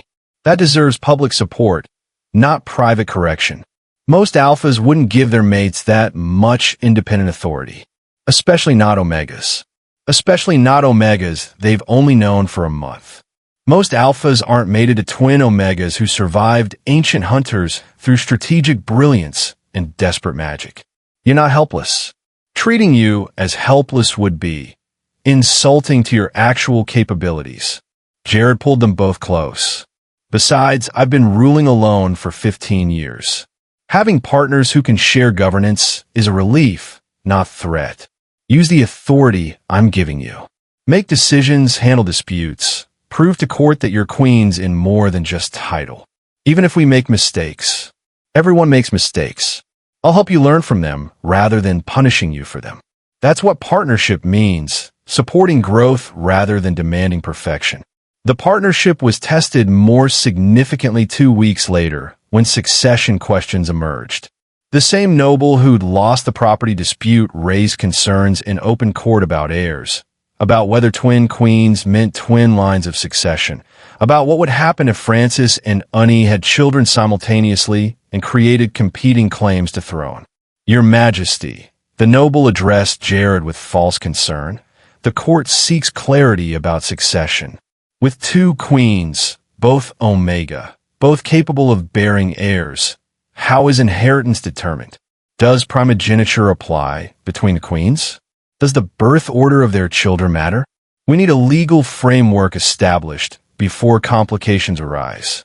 The complications you're imagining are premature. Jared's response was cold. My mates have been queens for 1 month. Demanding immediate clarity about succession when we haven't even discussed children yet is presumptuous at best, politically manipulative at worst. When a succession framework is needed, I'll establish it.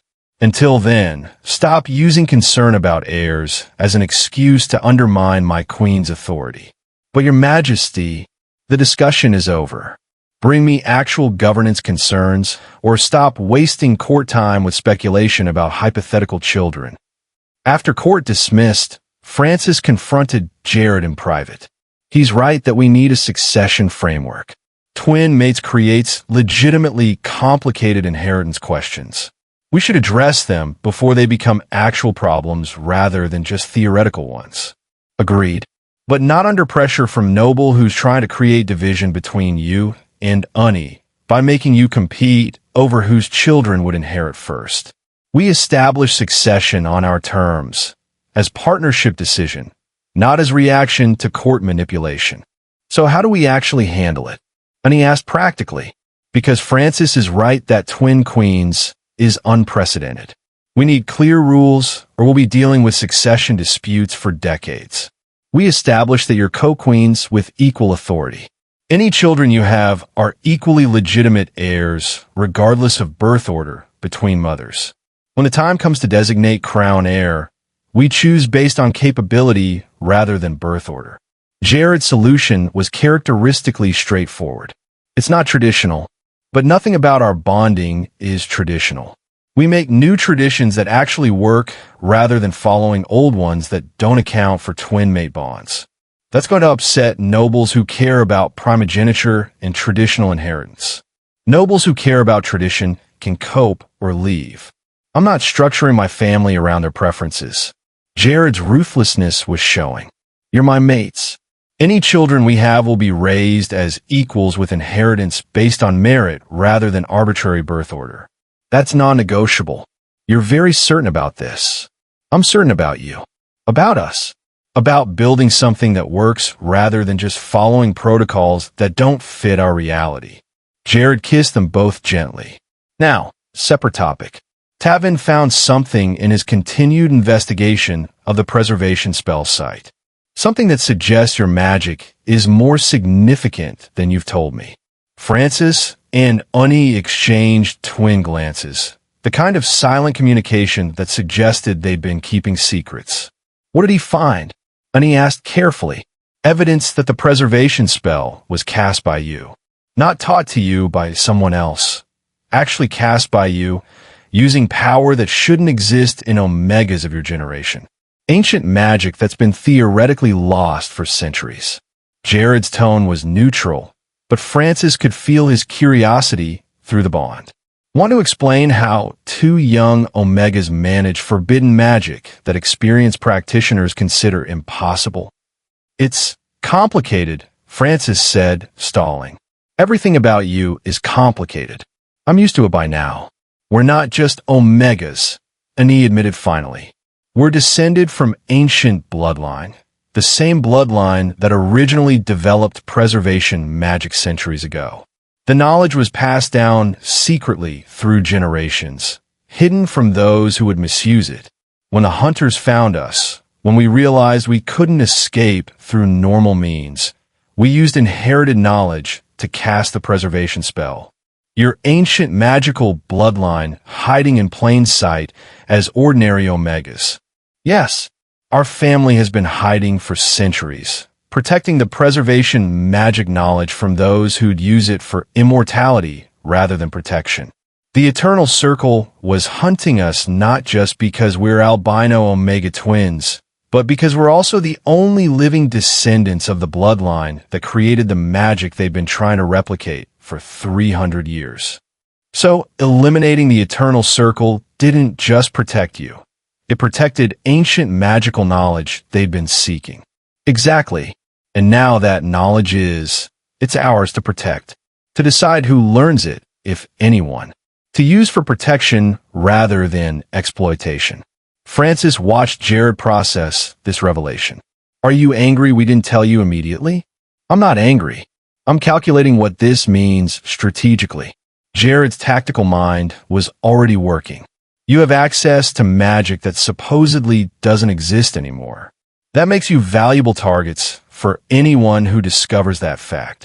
We need additional security protocols specifically addressing magical threats, not just physical ones. We can defend ourselves magically, Annie pointed out. The preservation spell isn't the only knowledge we inherited. We're not helpless against magical attack. That's either bravery or delusion. Probably both. We called Jared back in, and he entered with an expression that was carefully neutral despite what I could feel through the bond. His hope, his anxiety, his desperate want balanced against his determination not to pressure us. We'll complete the bonds, and he said before he could speak. For protection, for practical reasons, and because we're tired of running. If you're serious about defending us, about treating us as mates rather than just problems to manage, then we're willing to trust that despite the risks. Relief flooded through the mate bonds so strongly I gasped from the impact. Jared moved toward us, his hands finding ours carefully. Prove it. Annie's magic manifested as crystalline ice forming in her hands. Not frozen water, but pure crystallized magic shaped by will and ancient bloodline power. It was beautiful and terrifying simultaneously, power that could preserve or destroy depending on application. We didn't use this against the hunters because using ancient magic would have confirmed we were the bloodline they were seeking. It would have made us more valuable targets rather than just convenient ones. Annie let the crystalline ice dissolve. But now that they're gone, now that we're safe, we can actually use our inherited abilities without fear of attracting more hunters. This changes the political dynamics significantly, Jared observed. You're not just my mates. Your magical powerhouse is hiding as rescued Omegas. The court is going to react, interestingly, when they discover that. Do we have to tell them? Francis asked. Can't we just keep this private? You could. But keeping it private means you can't use your full capabilities to support governance, to defend the kingdom, to contribute beyond just court politics and dispute resolution. That seems limiting given what you're actually capable of. Using it publicly means becoming targets again. For different reasons, but still targeted. Using it publicly while bonded to me means anyone targeting you has to contend with combined force of your ancient magic and my consolidated military power. That's significantly better deterrent than just hiding and hoping no one discovers your capabilities. Jared's strategy was sound. I vote for public revelation, strategic demonstration, and clear message that my mates are formidable queens rather than just protected Omegas. That's a significant risk, Annie said carefully. Everything worthwhile is risk, but this one is better upside than downside. You get to be yourselves rather than hiding. Court learns to respect you beyond just biological bonds to me. And potential enemies learn that attacking my mates means facing ancient magic that's been lost to most of modern supernatural society. Francis and Annie exchanged another twin communication look. Then Francis said, well, think about it. Revealing our full capabilities it's big step. We've been hiding so long that being open about our power feels dangerous, even when logically we know we're safe now. Take your time. There's no immediate pressure. France ancient rights to raid my citizens. Jared's tone was cold. Interesting interpretation of territorial law. Here in the Northern Territories, we call that banditry and eliminate it through military force. Your clan has 3 options. Cease raiding, relocate outside my territories, or continue and face permanent elimination. Choose quickly. You declare war over few villages? That seems excessive. I declare war over any citizens being threatened. The number of villages is irrelevant. Jared stood, his alpha dominance filling the throne room. But rather than conventional war, let me introduce you to my mates. Queens Francis and Annie, would you demonstrate why raiders targeting Northern Territories villages is catastrophically poor decision-making? Francis and Annie rose from their seats, flanking the throne, their magic already manifesting as temperature in the room dropped dramatically. The crystalline ice that represented their bloodline power began forming around them. Not threatening yet, just present, undeniable evidence of magical capability that most modern wolves didn't possess. What is this? The representative was backing away instinctively, his aggressive confidence evaporating as he recognized ancient magic that shouldn't exist anymore.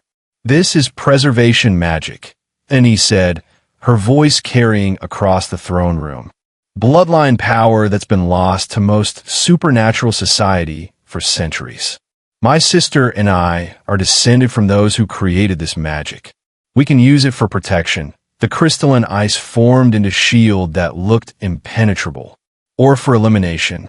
The shield transformed into razor-sharp spikes that could obviously kill with minimal effort. The border villages you're raiding? Francis continued, her magic joining Annie's to create display that was both beautiful and terrifying. They're under our protection now. Continue raiding and you'll discover what happens when preservation magic is used offensively rather than defensively. We can freeze your entire clan in crystalline ice that will preserve you indefinitely while you remain conscious. Centuries of awareness while unable to move, unable to die, unable to do anything except exist in frozen stasis. That's what happens to raiders who threaten our citizens. The court had gone absolutely silent. Nobles staring at the twin queens whose power had just transformed from theoretical to demonstrated, from claimed capability to undeniable threat. You're the lost bloodline, the representative whispered. The preservationists who disappeared centuries ago. We thought, everyone thought. You thought we were dead.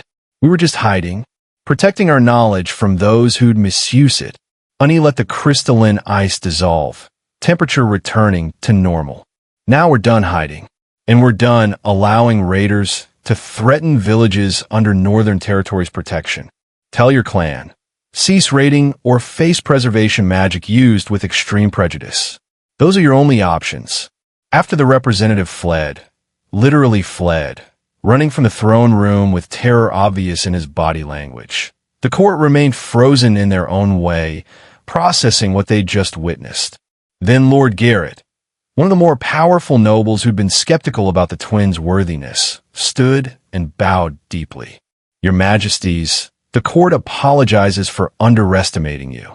We see now that you are queens in power as well as title. The Northern Territories are fortunate to have your protection. Other nobles followed with their own acknowledgments, some genuine, some calculated, all of them recognizing that the political dynamics had shifted dramatically. The twin queens weren't just the Winter Wolf's mates. They were ancient magical bloodlines with capabilities that made them dangerous independent of their bonding. After court dismissed, Jared pulled Francis and Ani into private chambers with expression that was part pride, part concern. That was more dramatic than I anticipated. You threatened to freeze the entire clan in conscious preservation stasis. That's creative psychological warfare. It's what we do if they continue raiding. Ani said matter-of-factly. Not an empty threat. If protecting border villages requires eliminating raiders through methods that make other bandits reconsider their life choices, we're willing to do that. You're both more ruthless than I expected. We learn from the best, Francis pointed out. You eliminated the entire bloodline for us. We're just threatening to freeze raiders who are actively harming your citizens. That seems proportional given your example. Fair point. Though I should warn you, demonstrating that level of power publicly means you're now targets for anyone who wants ancient magical knowledge.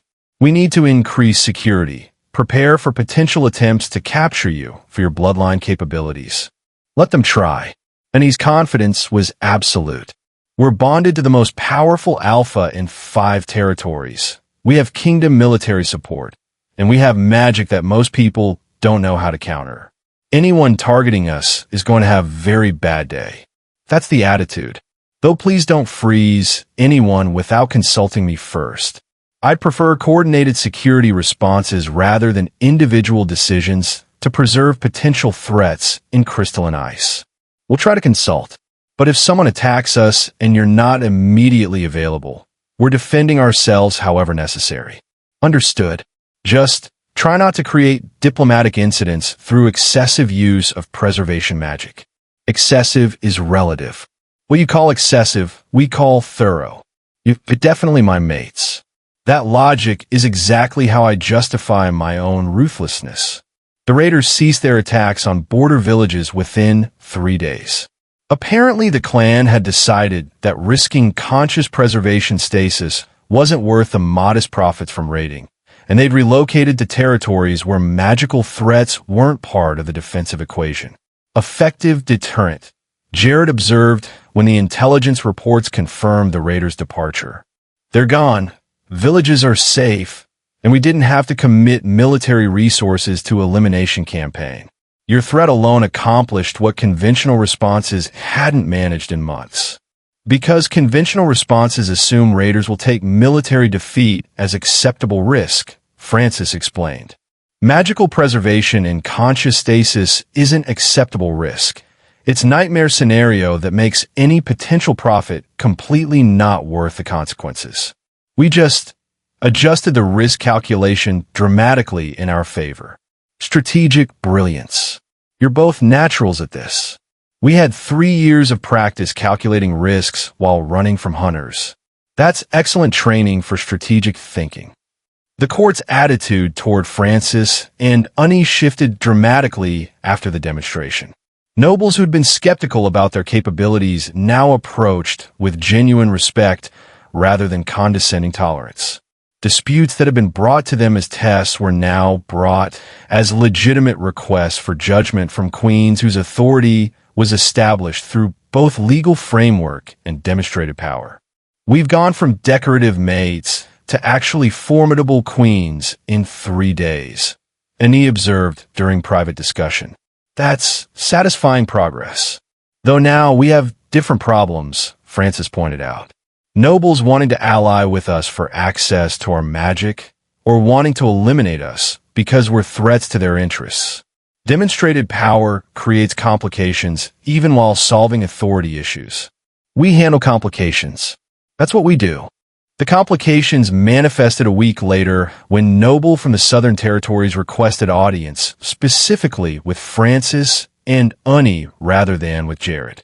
The request itself was unusual. Cross-territory diplomatic contact typically went through the ruling alpha first. Having it directed at queens suggested either genuine recognition of their authority or political maneuvering that bypassed traditional channels.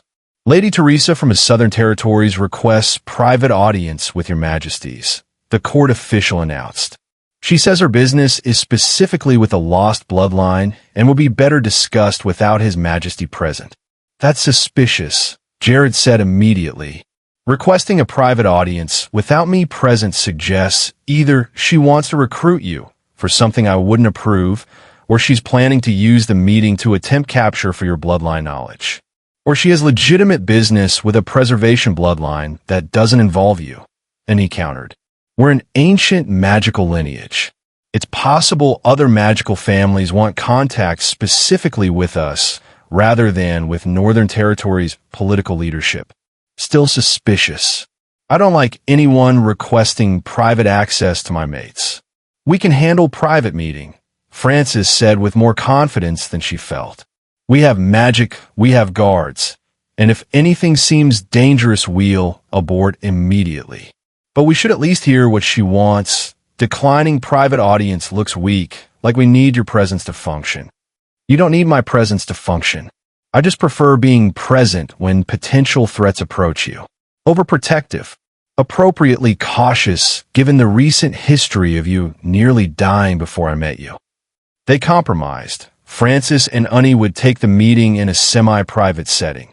Guards present, but not actively involved. Jared monitoring through magical observation, but not physically present unless needed. It allowed the twins to demonstrate independent authority while maintaining security protocols. Lady Teresa was elegant older beta with the kind of presence that suggested significant magical knowledge despite not being from a preserved bloodline herself. She bowed respectfully to Francis and Annie before speaking. Your Majesties, thank you for granting this audience. I represent an alliance of magical families who've been protecting ancient knowledge similar to your preservation magic. Different specialties, but same philosophy of protecting power from those who'd misuse it. Teresa's directness was refreshing. We've heard about your emergence, about your demonstration in court. We want to establish contact between preserved bloodlines, share knowledge, coordinate protection, ensure that ancient magic remains with those who understand its proper use. You want an alliance between magical families, Annie said carefully. Why approach us specifically rather than going through King Jared's diplomatic channels? Because preserved bloodlines operate outside normal political structures. We're not seeking a political alliance with Northern Territories. We're seeking magical alliance with Lost Bloodline. Your mate's involvement is incidental to our purposes, respectfully. Our mate is Alpha King. Nothing about him is incidental. Of course, Your Majesty. I meant no disrespect. I simply wanted to emphasize that our interest is specifically in preservation magic, not in political connections to the Winter Wolf. Though obviously both of you come as package, you can't separate your magical bloodline from your royal positions. What exactly does this alliance involve? Francis asked. What are you proposing? Knowledge exchange, primarily. We teach you what we've preserved. Combat magic, healing techniques, defensive wards beyond what your bloodline already knows. You teach us preservation magic applications that have been lost since your family went into hiding. Everyone benefits from expanded capabilities while maintaining protection of ancient knowledge from those who'd exploit it. And if we decline, If we prefer keeping preservation magic exclusively within our bloodline, then we respect that choice and withdraw our offer. No pressure, no consequence for refusal. This is genuine invitation to alliance, not veiled threat or manipulation. Teresa's sincerity felt genuine through Francis's developing ability to read people. Though I should mention, preserved bloodlines are rare. Having allies who understand the burden of protecting ancient knowledge while navigating modern supernatural society is valuable. You're not alone in this. Others have been hiding similar capabilities for similar reasons. Francis and Unnie exchanged twin communications, silently debating whether to trust this offer or whether it was an elaborate setup for something more sinister. "We'll consider your proposal," Unnie said finally. "Discuss it with our mate, research your alliance's reputation, and provide an answer within 2 weeks. Is that acceptable?" "More than acceptable. Thank you for hearing me out, Your Majesties. I'll await your response." After Teresa left, Jared entered immediately. That was either a genuine alliance offer or very sophisticated recruitment attempt. "I'm not sure which." "Neither are we," Francis admitted. She seemed sincere. But we've been tricked before by people who seem sincere. Then we investigate thoroughly before deciding.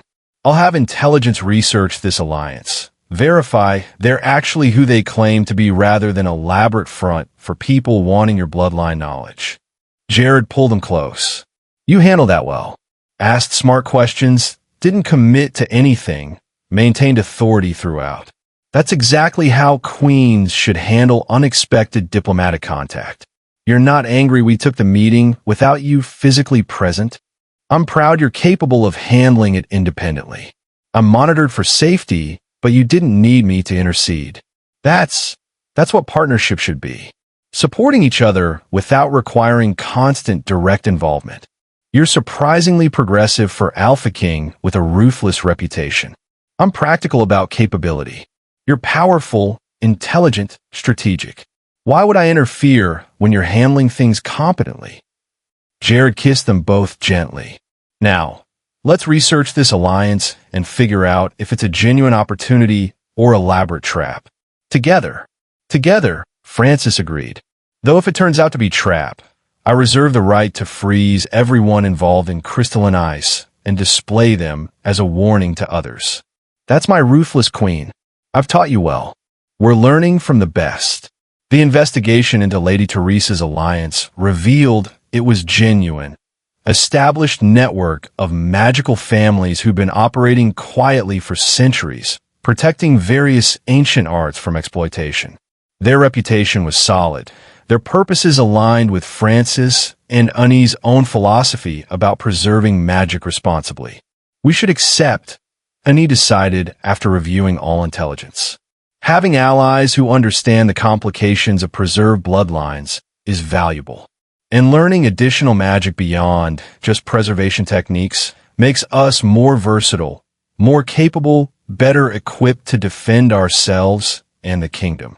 I agree, though we should establish clear boundaries about what preservation knowledge we're willing to share. Some techniques should remain exclusively within our bloodline. Obviously, but basic applications, theoretical frameworks, general principles, those we can teach without compromising our unique capabilities. The alliance was formalized 2 weeks later, creating network between Francis and Unnie's preservation bloodline and 7 other magical families with preserved specialties.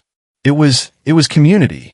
Connection with others who understood what it meant to hide power, to protect knowledge, to navigate modern world while carrying ancient capabilities.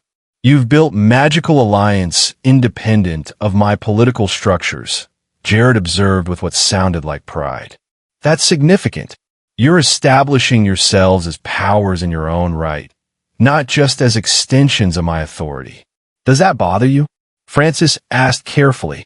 That we're developing influence separate from yours? It's a relief. I've been sole power center in Northern Territories for 15 years. Having partners who operate independently while still being aligned with kingdom interests is It's what I needed without knowing I needed it. You're not diminishing my authority. You're complementing it by addressing aspects of governance I'm not equipped to handle alone. We're becoming actual queens rather than just your bonded mates. You've been actual queens since the moment you arrived.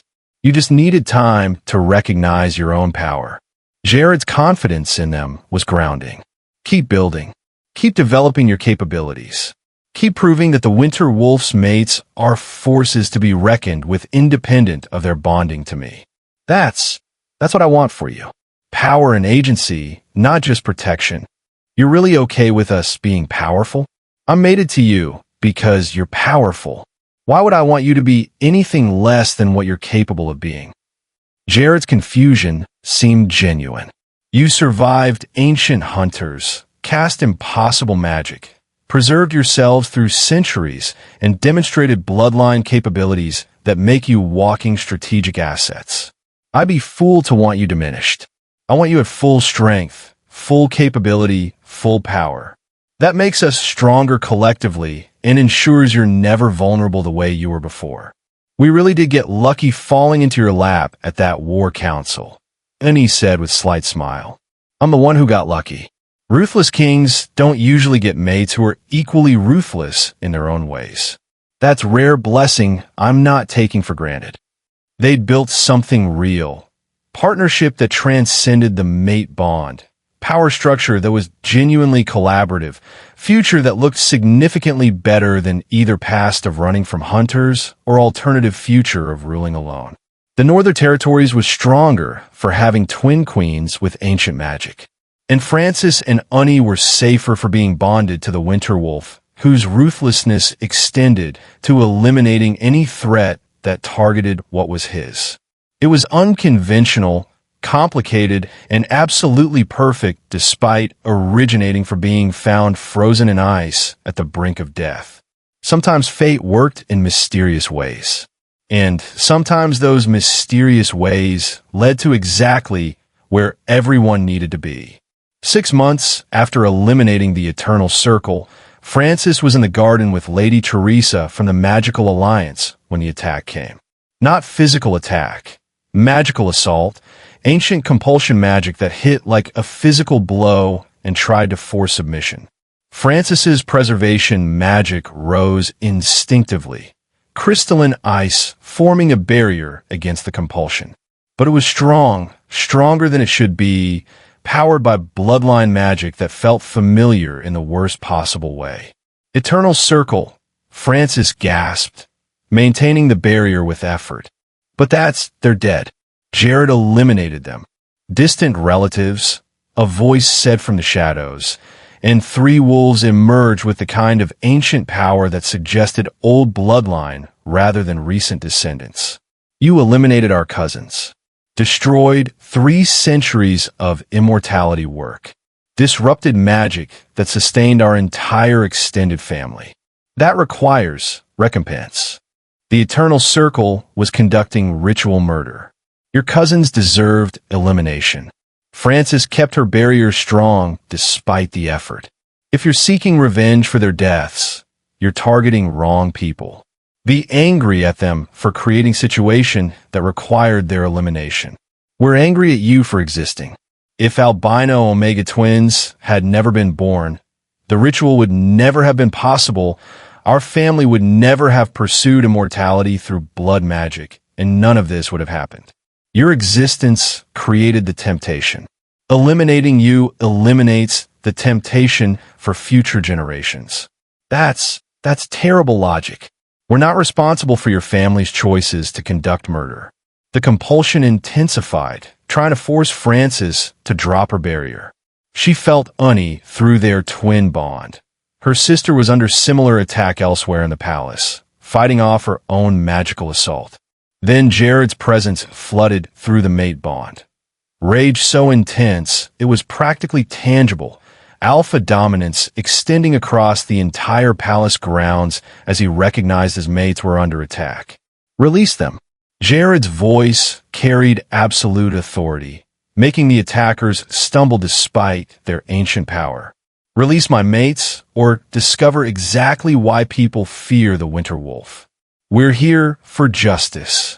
You're here for revenge dressed as justice. There's a difference. Jared appeared beside Francis with speed that suggested he'd been running. The Eternal Circle conducted ritual murder for 3 centuries. My mates were targeted victims who defended themselves through desperate magic. Blaming them for your family's evil it's beyond just morally wrong. It's actively insane. They still need to die to prevent future temptation, to ensure our extended family never attempts the ritual again. Your extended family won't attempt the ritual again because I'm eliminating every distant relative who thinks revenge for justified elimination is reasonable response. Jared's ruthlessness was absolute. You came to my palace. You attacked my mates in my territory. You've signed your own death warrant through catastrophically poor judgment. The attackers tried to retreat, realizing too late that attacking the Winter Wolf's bonded mates on his own grounds was suicide rather than justice. Jared's forces appeared from multiple directions: guards, magical operatives, warriors who'd been training for exactly this scenario since the Eternal Circle's elimination. Capture them alive, Jared commanded. I want information about how many more distant relatives are planning revenge attacks. Then public execution to demonstrate what happens when people target my queens. The attackers were subdued quickly. Their ancient power impressive, but not sufficient against coordinated modern military response combined with Jared's overwhelming alpha dominance. Francis felt her barrier drop as the compulsion magic ended, exhaustion hitting immediately.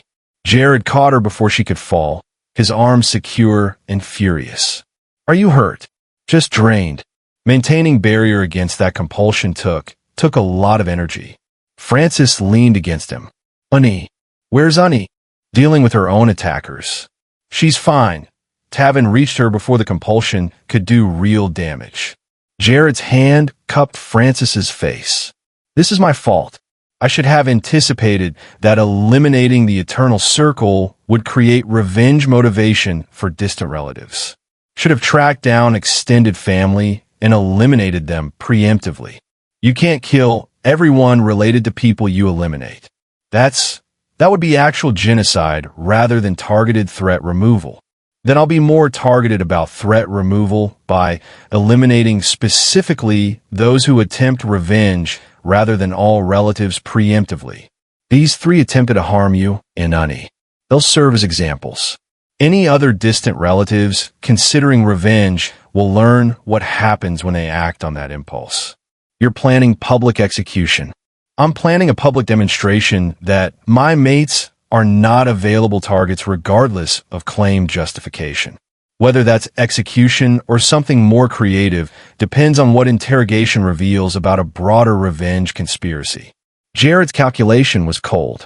If this was an isolated attack by 3 vengeful relatives, execution is sufficient. If this is coordinated effort by dozens of extended family members, we'll need more comprehensive response. More comprehensive meaning I eliminate everyone involved in planning, funding, or supporting revenge attacks. Thoroughly enough that no one attempts the 3rd wave after I've eliminated the 2nd. Jared's ruthlessness was showing fully. They targeted you. In my palace.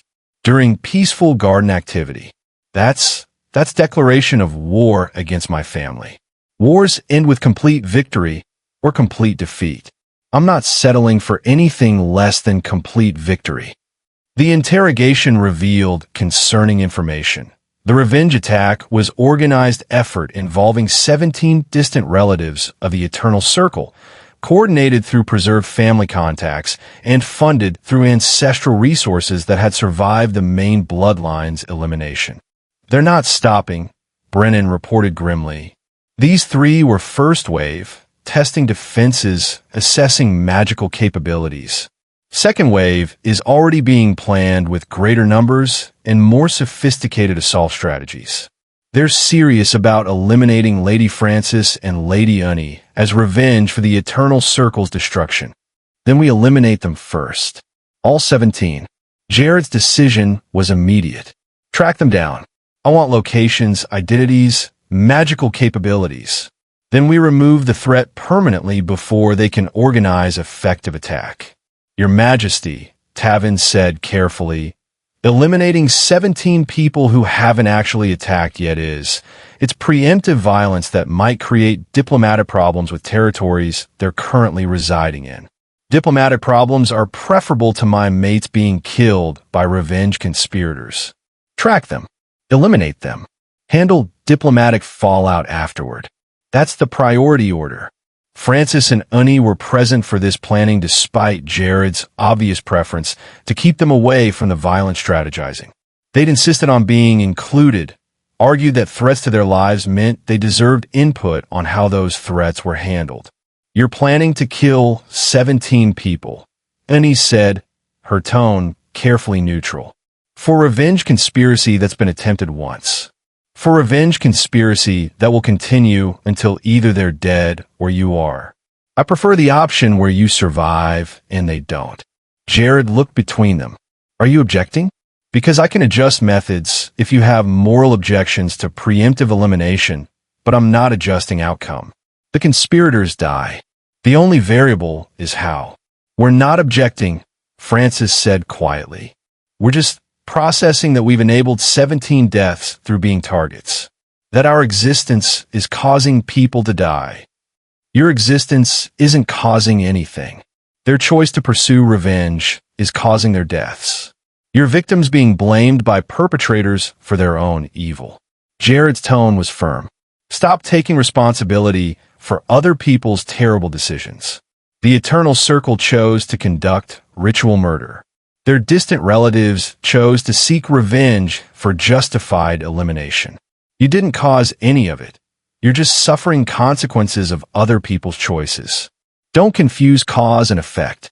He's right, Unni said, surprising Francis. We've been feeling guilty about the elimination counts. But we shouldn't be. We didn't ask to be hunted. Didn't ask to be targeted for ritual sacrifice. Didn't ask for revenge conspiracies because we defended ourselves. Our existence isn't the problem. Other people's reactions to our existence are the problem. And those people need to be eliminated if we're going to live without constant threat. That's very ruthless reasoning. I learned from the best. Unni gestured at Jared. Our mate eliminated an entire bloodline to protect us. Why should we feel guilty when he eliminates 17 more people for the same reason? They're targeting us. Elimination is appropriate response. And he's right, Jared said with obvious pride. You're not responsible for defending yourselves or for my defensive responses to threats against you. Stop carrying guilt that belongs to people who chose violence. Francis was quiet for a long moment. Then, eliminate them. All 17. Preemptively, before they can organize effective attack. I don't want to live in fear again. Don't want to spend every day wondering if today is when revenge conspirators succeed. Just end it. Permanently. Understood. Brennan, coordinate operations. I want all 17 eliminated within 2 weeks. Clean, efficient, thorough enough that anyone else considering revenge decides it's not worth the risk. The operations were executed exactly as planned.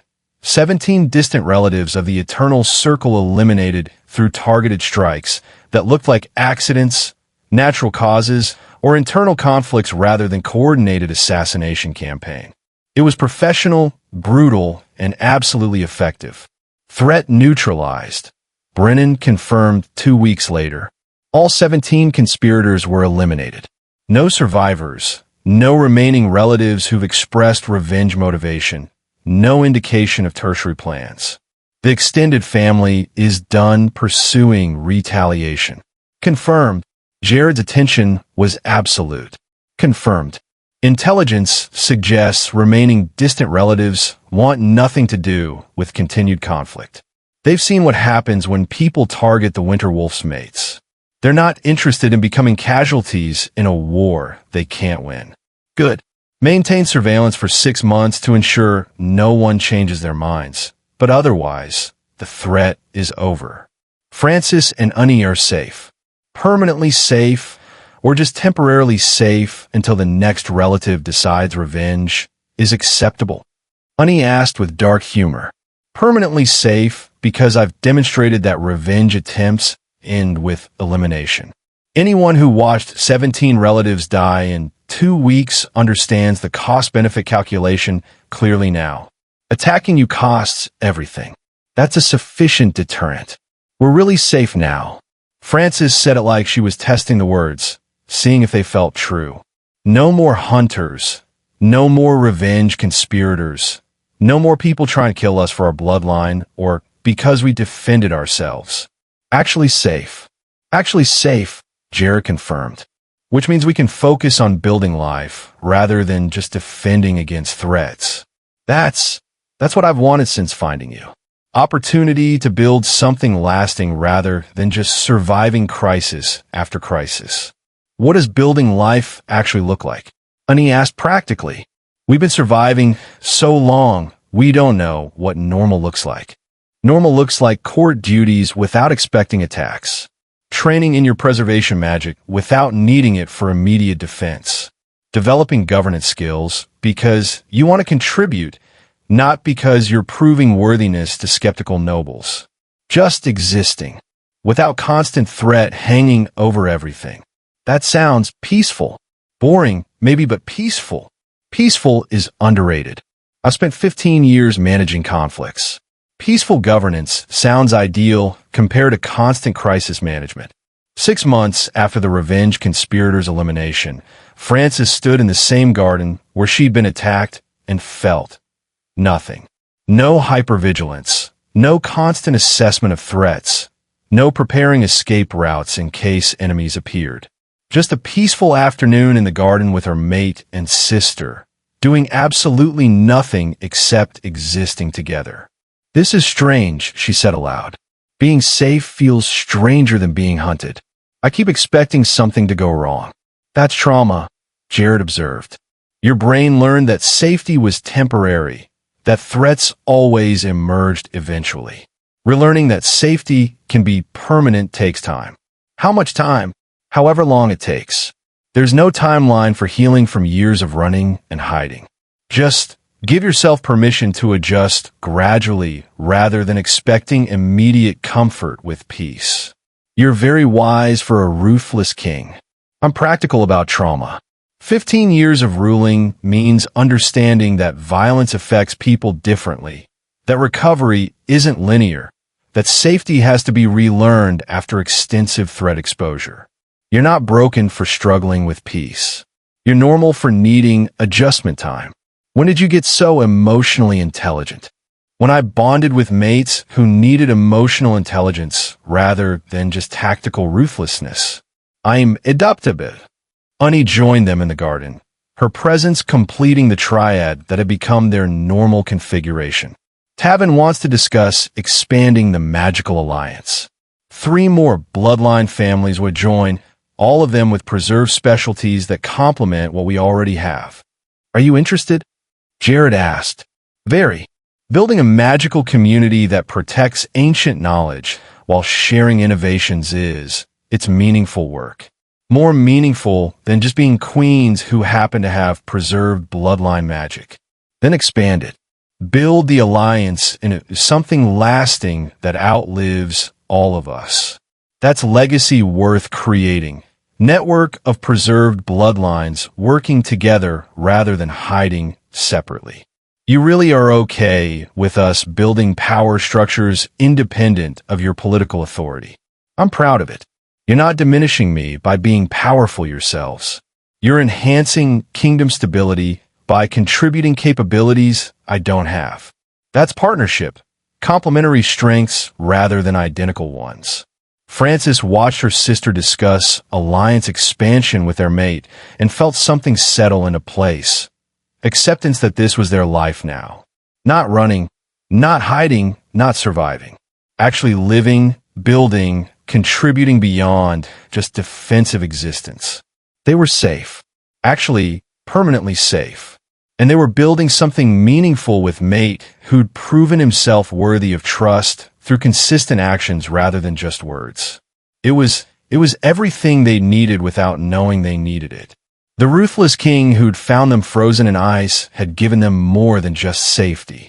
He'd given them future, where being powerful ancient bloodline wasn't liability requiring hiding. It was asset worth developing. And they'd given him partnership where ruling wasn't lonely burden. It was shared responsibility between equals who genuinely cared about each other beyond just biological bonds.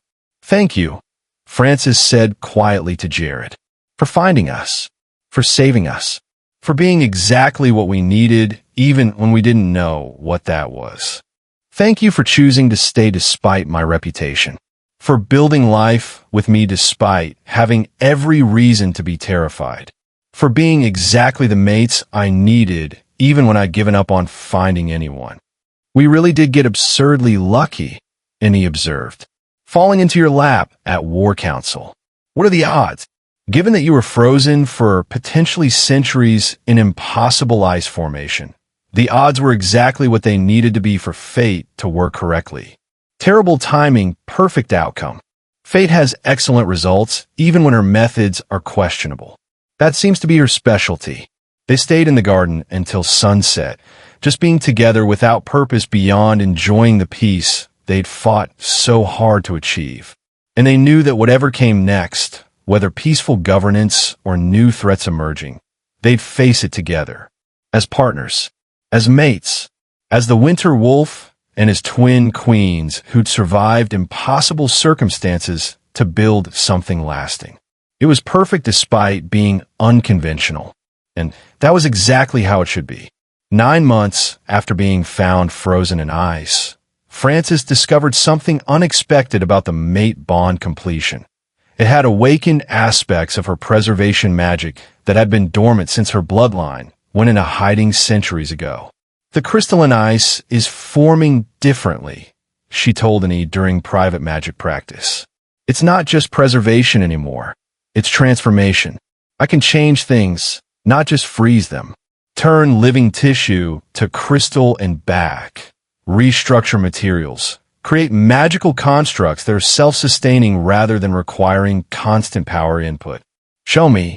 Francis focused on a training dummy, her magic manifesting as the familiar crystalline ice. But instead of just coating the dummy in preservation stasis, the crystal integrated into the material itself, transforming wood into something that was simultaneously organic and crystallized, living and frozen, existing in state that defied normal magical categorization. That's advanced preservation. The kind of techniques our ancestors used before the bloodline went into hiding. Money's always obvious. How did you access that?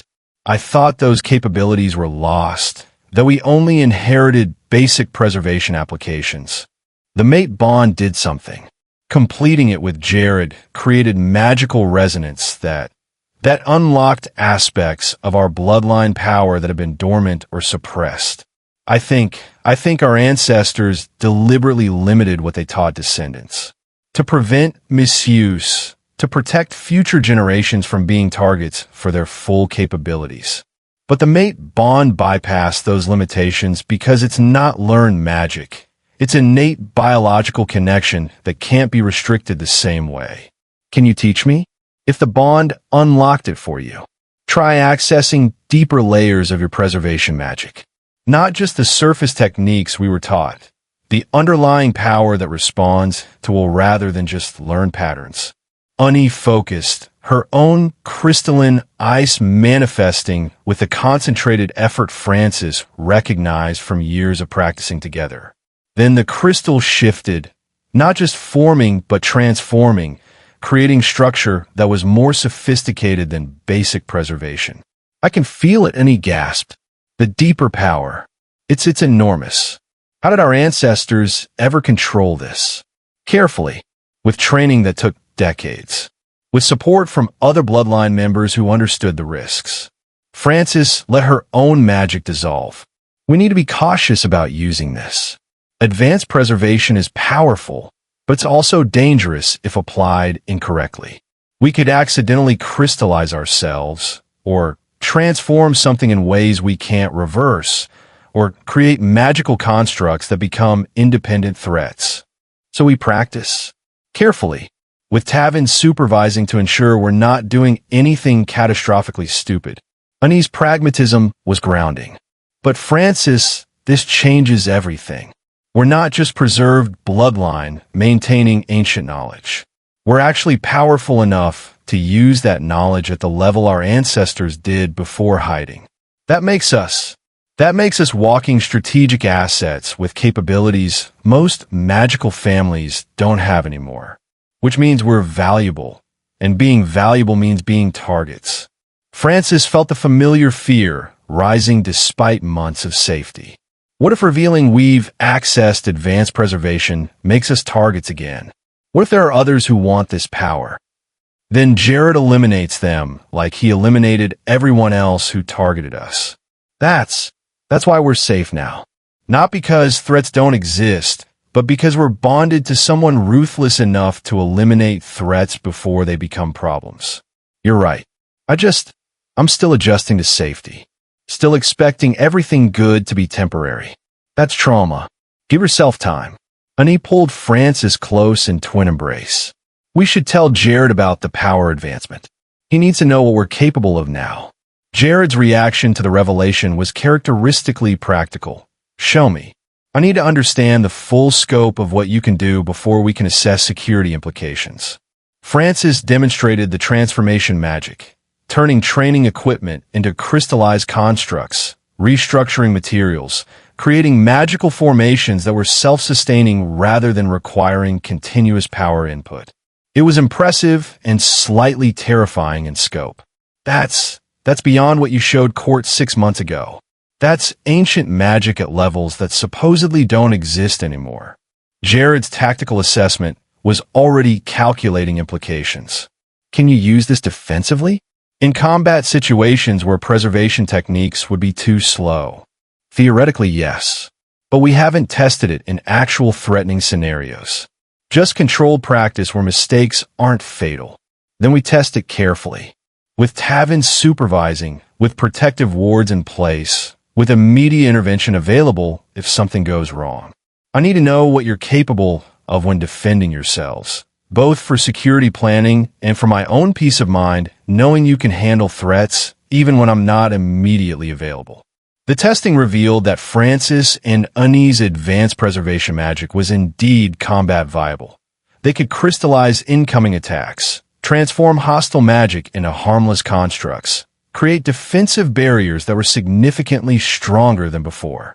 It was comprehensive defensive capability that made them genuinely dangerous opponents rather than just protected Omegas hiding behind mate bond security. You're both more powerful than most of my military commanders, Jared observed after watching them spar against magical operatives who'd been instructed to attack seriously. That's significant strategic advantage if anyone attacks the kingdom. You're not just queens. You're actual military assets who can defend against magical assault. Does that change how you think about us? Francis asked carefully, knowing we're powerful enough to be independent rather than dependent on your protection.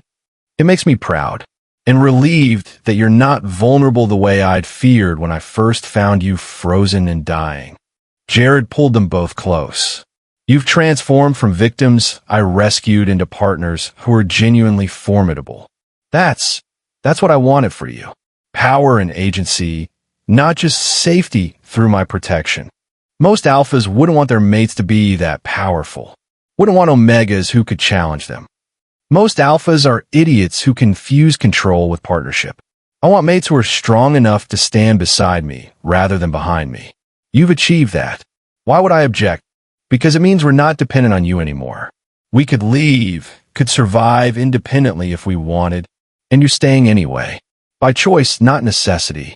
That's more meaningful than dependency-based bonding. Jared's conviction was absolute. I don't want you trapped by weakness.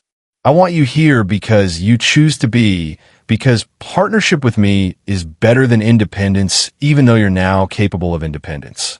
That's real bonding, choice rather than necessity. You're very evolved for ruthless king. I'm practical about relationships. Forced bonding through dependency creates resentment. Chosen bonding between capable partners creates actual partnership. I prefer the latter. The advanced preservation capabilities became relevant 3 months later when the Northern Territories faced magical assault from rival kingdom that had been building toward war for years. The attack was sophisticated, coordinated magical strikes targeting key infrastructure, attempting to destabilize Jared's rule through chaos rather than direct military confrontation. Francis and Unni responded by crystallizing the incoming magic, not just blocking it, but transforming hostile spells into harmless constructs, then redirecting the transformed magic back at the attackers with modifications that made it significantly more destructive when it reached its origin point. They're retreating, Brennan reported, watching the magical assault collapse as attackers discovered their own magic being used against them. Your Majesty's counteroffensive it's devastating. They can't sustain assault when every spell they cast becomes weapon against them. That's advanced preservation at combat scale, Tavin observed with awe. They're not just defending, they're actively weaponizing enemy attacks against their casters. That's technique that's been lost for centuries. They're my mates, Jared said with obvious pride. Of course they're devastating. I'd expect nothing less. The assault ended within hours. Rival kingdom suing for peace after discovering that attacking Northern Territories meant facing not just the Winter Wolf's military superiority, but also his mate's ancient magical capabilities. It was comprehensive victory that cost minimal casualties on the Northern Territories side and established Francis and Unni's reputation as genuine power rather than just protected royalty. We won, Unni said after the battle, still processing that they defended the kingdom using magic that had been dormant for their entire lives until the mate bond awakened it. We demonstrated that attacking this kingdom is catastrophically poor decision-making, Francis corrected. That's different from just winning. We created deterrent. You created legend, Jared said, joining them after coordinating final defensive positions. The twin queens who crystallize enemy magic and redirect it. That's the kind of reputation that prevents wars rather than just winning them. Other kingdoms will think 3 times before attempting magical assault after witnessing what you did to this one. We just used the capabilities the mate bond awakened. It wasn't. We didn't do anything particularly innovative. You weaponized offensive magic that most practitioners don't even know exists anymore. That's extremely innovative. Own it. You're powerful. You're skilled, and you just saved the kingdom through capabilities no one else could have provided. That's significant achievement. He's right. And he said, surprising Francis. We've spent so long thinking of ourselves as victims who needed protection that we're not accepting when we've become protectors ourselves. We defended the kingdom, using our own power, our own magic, our own strategic thinking. That's what queens do. We're actually effective queens now, not just people wearing crowns. When did you become the confident twin? When I stopped comparing myself to victims we used to be and started recognizing who we've become. We're not running anymore, Francis. We're standing and fighting. That's worth acknowledging. And he's right. Jared's conviction was grounding. You've transformed from survivors into warriors. Both are valid, both are worthy, but the latter is who you are now. Accept it. Use it. Be the powerful queens you've worked so hard to become. Francis felt something shift internally. Acceptance of her own power, recognition that she wasn't just Jared's protected mate, but actual force who could defend herself and others. It was liberating. After years of hiding, years of running, months of adjusting to safety, she was finally accepting that she could be powerful without being targeted. Okay, she said, we're powerful queens with ancient magic who can defend kingdoms. That's who we are now. I can accept that. Good. Because I need you to be that for the alliance expansion Tavin proposed. 3 more bloodline families want to join, all of them with combat applications of their preserved magic. They want to know if we're establishing military magical force that can defend against threats traditional armies can't handle. Jared's strategic mind was already planning. If you're interested in building that, in creating magical defense force that protects preserved bloodlines while also serving kingdom security. Now's the time to develop it. You want us to build magical military force. I want you to use your capabilities however you think is most effective. If that's magical defense force, excellent. If that's something else, equally excellent. You're powerful and strategic. Apply those qualities however makes sense to you. The magical defense force became reality over the next 6 months. Alliance of preserved bloodlines with combat applications working together to defend against magical threats that traditional military couldn't handle effectively. Francis and Unni led the coordination, their advanced preservation magic serving as foundation for broader defensive network. We've built something lasting, Unni observed during one alliance meeting. Not just for us, for every preserved bloodline who's been hiding for centuries, afraid to use their capabilities publicly. We've created space where ancient magic is valued rather than feared, where bloodline families can contribute without being targeted. That's legacy work. That's Queens building future rather than just managing present, Jared agreed. I'm proud of you both for taking power you awakened through mate bond and using it to build something that benefits everyone rather than just yourselves. We learn from the best, Francis said with a smile. You showed us that power used responsibly creates stability rather than fear. We're just applying that lesson to magical community building and doing it extremely well. The magical defense force has already prevented 2 potential conflicts through deterrent effect alone. That's successful defense policy, preventing wars rather than just winning them. We're effective queens, Unni said with satisfaction. Actually, genuinely effective. Not just because we're bonded to you, but because we've developed capabilities and used them well. You were always going to be effective, Jared corrected gently. You just needed time to recognize your own potential and opportunity to develop it. I'm just grateful I got to witness the transformation from frozen victims to powerful queens who change kingdoms through strategic magic use.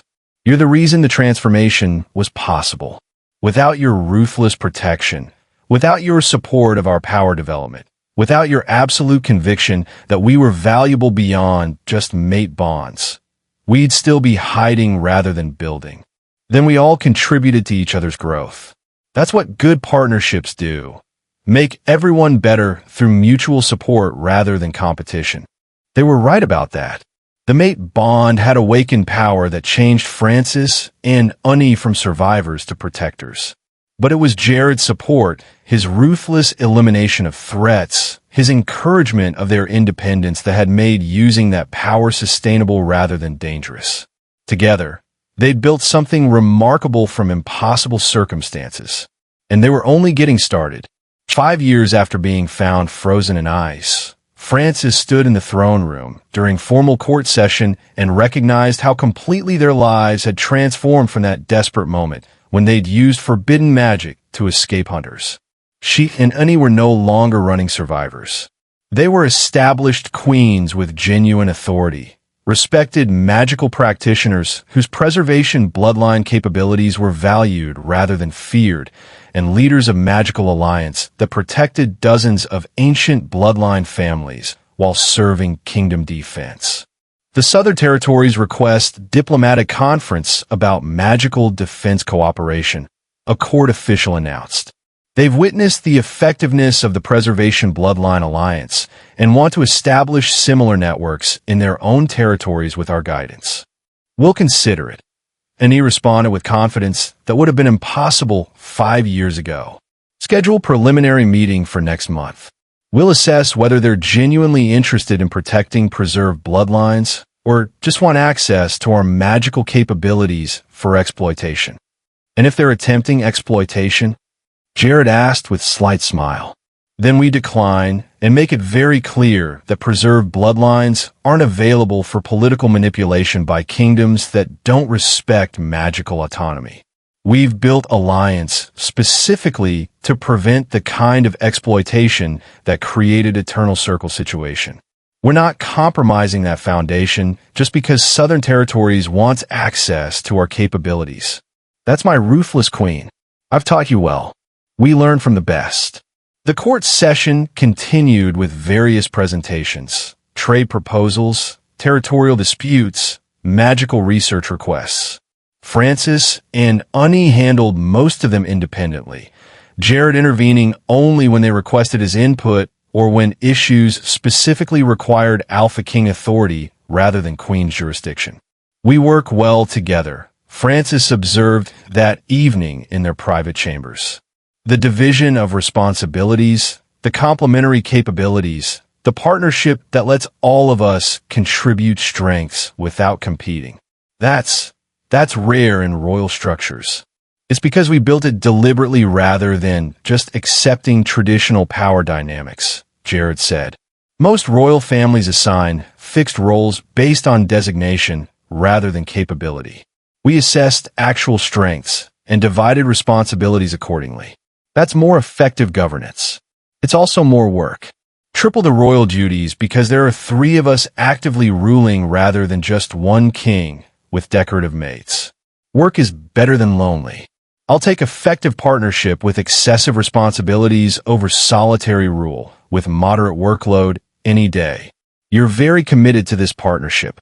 You've been my mates for 5 years, and I'm still not tired of you. That suggests the partnership is working well. Jared pulled them both close with familiar ease. Though I should warn you, the succession question is going to become relevant soon. You're both in your late 20s. Court expects heirs eventually. We need to actually discuss whether that's something you want or if we're maintaining political fiction that heirs will come eventually when you're ready. We want children, Annie said, surprising Francis slightly with the directness. Eventually, not immediately, we're still building the magical alliance, and that requires travel, negotiation, time commitment that wouldn't be compatible with pregnancy and infant care. But in a few years, yes, we want to build complete family rather than just remaining mated triad. Francis, Jared's attention shifted. I agree with Annie. Children eventually, not immediately, though I'm concerned about how succession will actually work with twin mothers.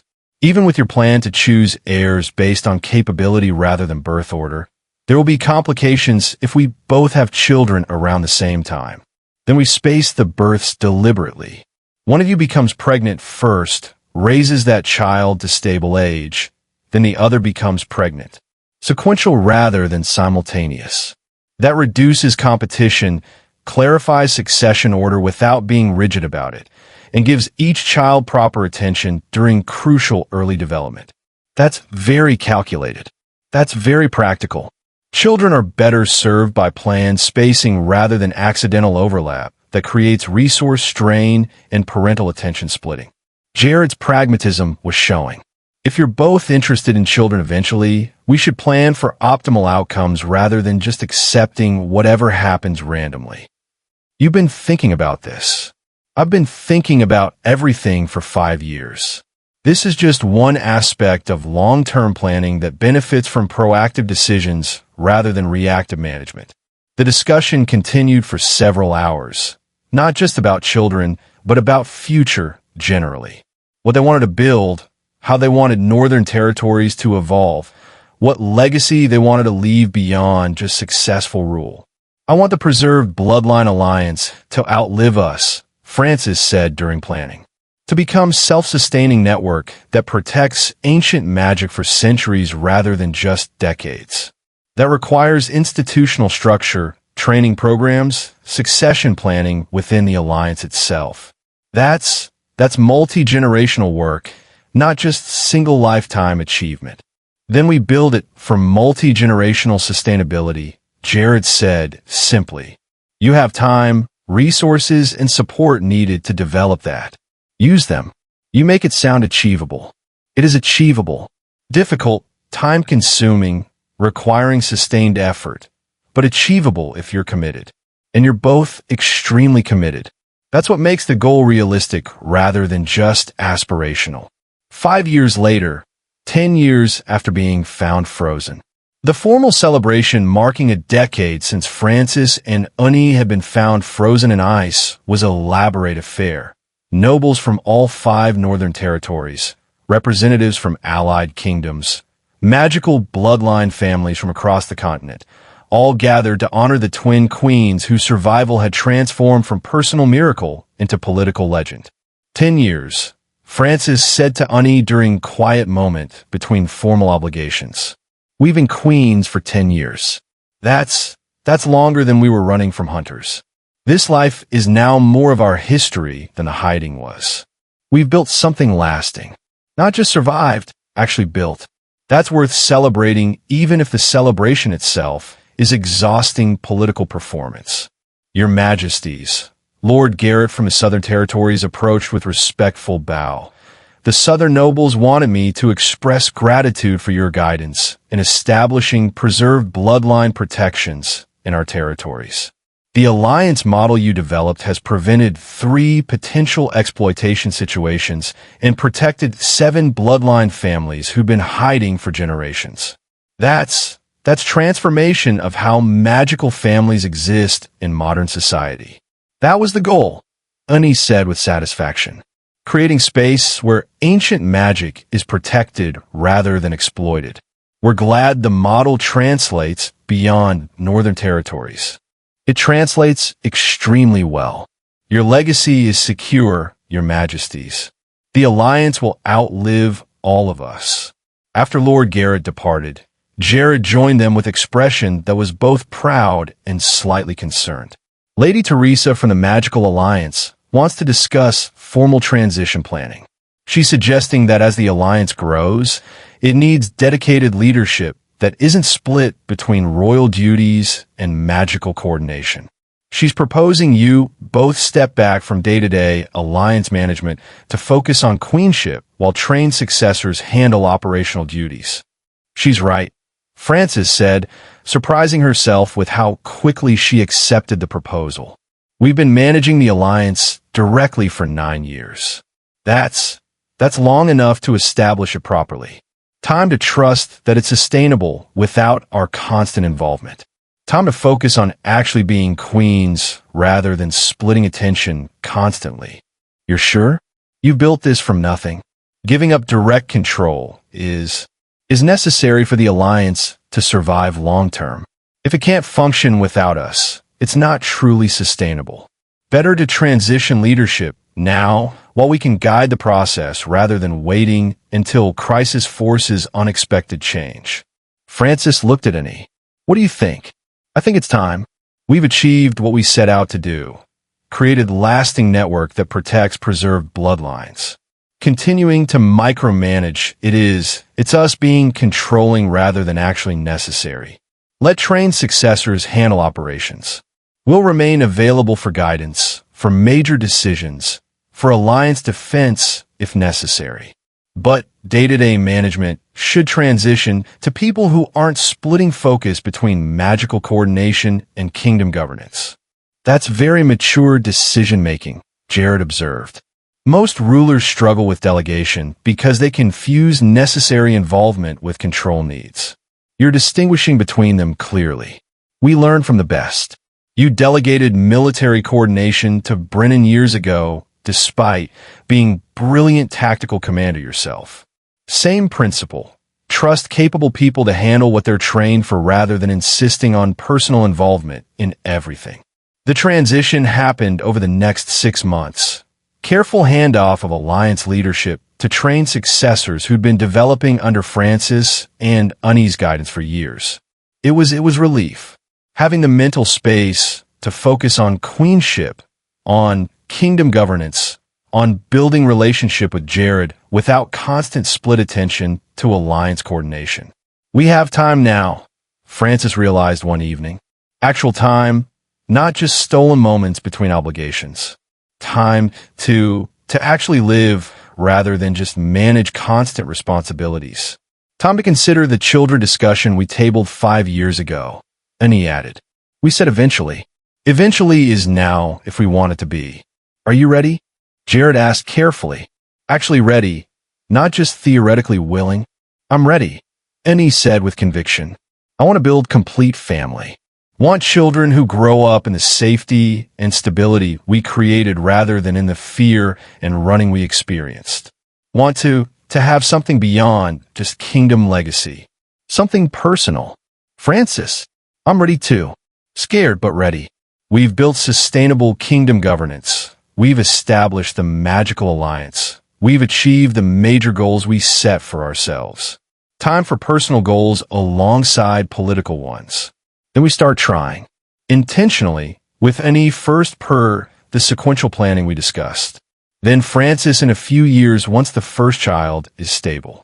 Spaced deliberately for optimal outcomes rather than accidental timing. The pregnancy happened quickly. Within 3 months, Annie was confirmed expecting. Healers monitoring carefully given the significance of the heir and given that Annie was Omega carrying Alpha King's child in situation where size differences created potential complications. The baby is healthy, healers reported during regular check, developing normally despite the size differential concerns. We'll need to monitor closely as pregnancy progresses, possibly deliver early if complications arise. But currently, everything looks good. How early might you need to deliver? Jared's protectiveness was showing. Potentially a month early. Omega frame, carrying alpha heir creates strain that's manageable but requires careful monitoring. We'll make decisions as situation develops. The pregnancy progressed well despite Jared's constant worry and the court's fascinated observation. Annie handled being publicly pregnant with characteristic pragmatism, adjusting her duties for physical limitations while maintaining her authority through strategic delegation. You're doing well, Francis told her sister during quiet moment. Managing pregnancy and queenship simultaneously. That's impressive. I'm managing by accepting help rather than insisting on doing everything myself. That's growth from the independence that used to define us. Learning to accept support without viewing it as weakness. Jared's influence. He's been teaching us that partnership means accepting help. Best thing he's taught us. That and how to be ruthless toward actual threats. The baby was born slightly early, but healthy. Son who was obviously inheriting Jared's size and Annie's distinctive coloring. Pale hair, amber eyes, the kind of striking appearance that was going to make him memorable prince. He's perfect, Jared said with awe that was completely at odds with his ruthless king reputation. Absolutely perfect. He's loud, Annie corrected, though her smile suggested she didn't mind. Very loud. I think he inherited your commanding presence along with your size. What are you naming him? Francis asked. Rowan, Annie decided. After General Rowan, who helped protect us when we first arrived. Seemed appropriate. Naming him for someone who contributed to us feeling safe enough to build this life. Rowan Chisholm. Jared tested the name. That's good. Strong name for Prince who's going to inherit eventually. He's not inheriting immediately. He's got years before succession becomes relevant. But yes, Prince Rowan, future Alpha King, currently just very loud infant who needs constant attention. Court celebrated the birth enthusiastically. Heir to the Winter Wolf's throne, first of the next generation, symbol of stability and continuity. Nobles who'd been skeptical about the twin queens a decade ago now fully accepted them as legitimate royalty whose children were proper heirs. They're celebrating us now, Francis observed. We've gone from suspicious rescued Omegas to established queens with legitimate heirs. That's complete transformation of our position. That's 10 years of consistent effective rule, proving your value beyond just mate bonds. Jared corrected. You earn the acceptance. Don't diminish your achievements by attributing them to just time passing. He's right. And he said while managing infant Prince. We transformed ourselves through deliberate effort. The court acceptance is reward for that effort, not just gift of time. 3 years after Rowan's birth, Frances became pregnant with the second child. Daughter who would complete the heir security and provide Rowan with sibling rather than forcing him to grow up in the isolated way Jared had experienced as only child. She's healthy, healers confirmed during monitoring. Developing normally, manageable complications, good prognosis for healthy delivery. The daughter, named Sylvie after General Rowan's hidden daughter whose story had moved Frances when she'd first learned Northern Territory's history, was born without major complications, completing the family Frances and Unnie had been building. 2 children, Frances said while holding her daughter. We have actual family now. Not just survival partners or bonded mates. Actual complete family with children who'll grow up safe and loved.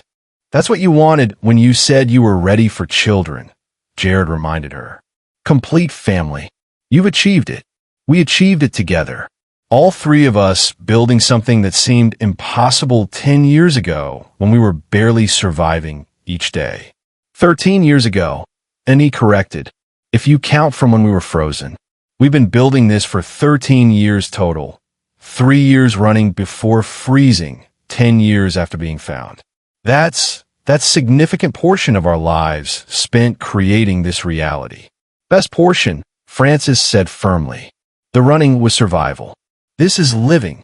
15 years after being found, the legacy secured. The formal celebration marking 15 years since their discovery was quieter than the 10-year anniversary. Family event rather than political spectacle, focused on personal reflection rather than public image. 15 years, Jared said while watching Rowan and Sylvie play in the garden. You've been my mates for 15 years. That's as long as I ruled alone before finding you. This partnership is now equal to my solitary reign in duration.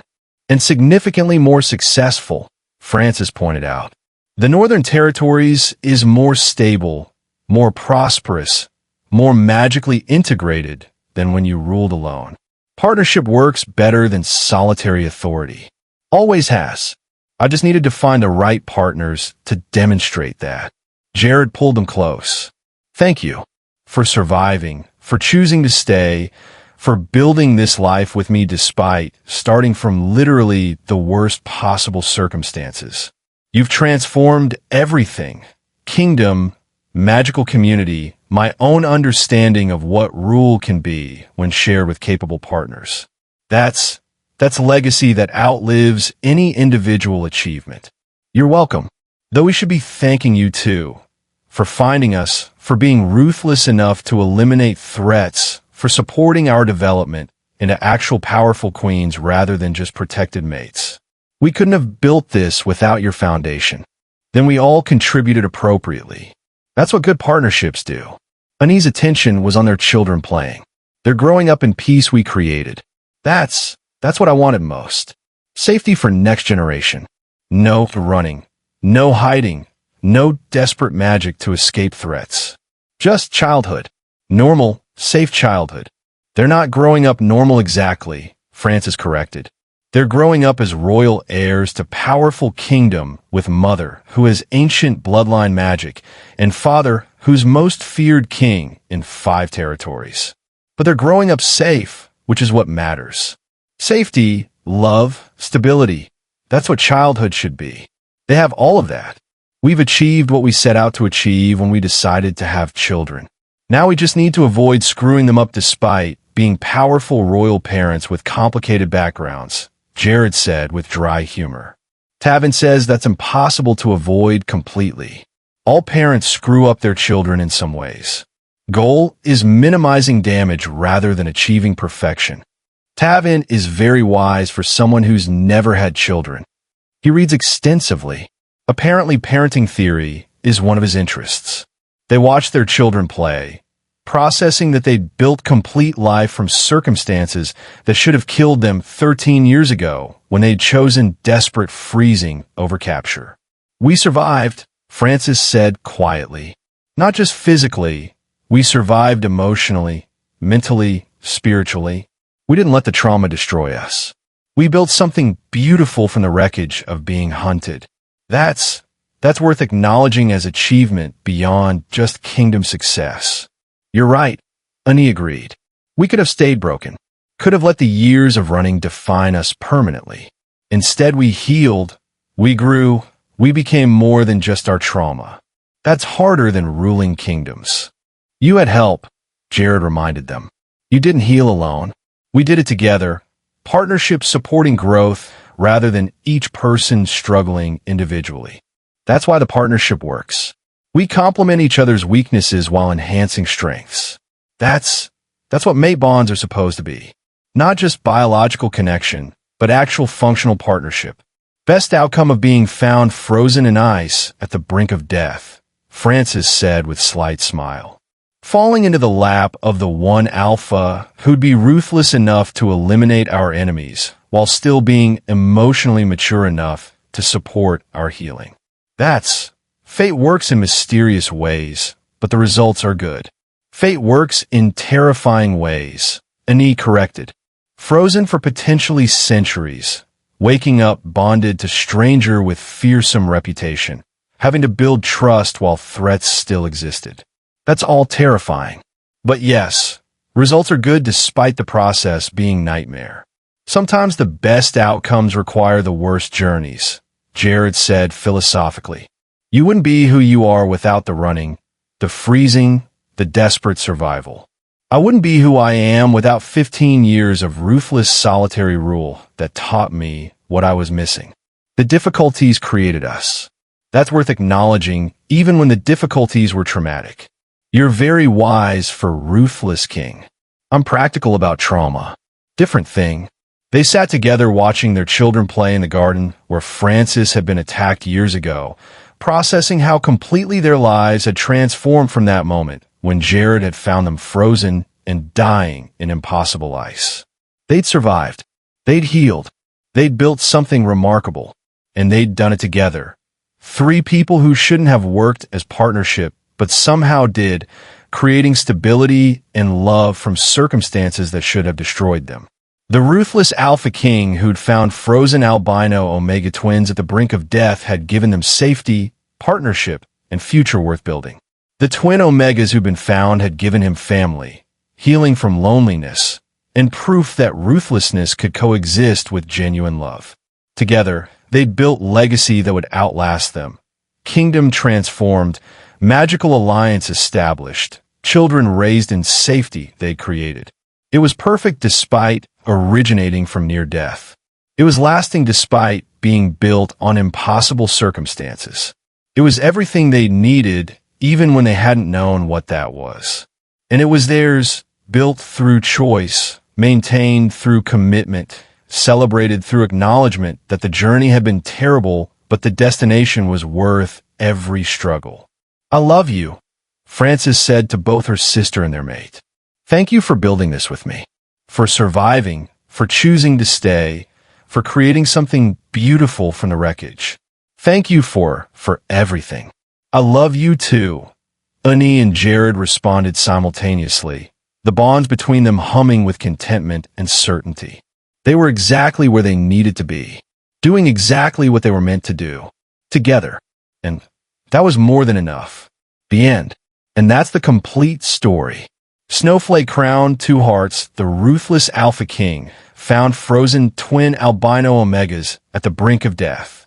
He eliminated ancient hunters, destroyed revenge conspirators, supported their magical awakening, and built complete family with them. Francis and Annie went from running survivors to powerful queens with ancient bloodline magic. Together, they transformed an entire kingdom and created lasting peace. Favorita moments. Jared finding them frozen in impossible ice. The dramatic mate bond snapping into place for both twins, eliminating the eternal circle in 2 weeks. Francis and Annie demonstrating their preservation magic in court.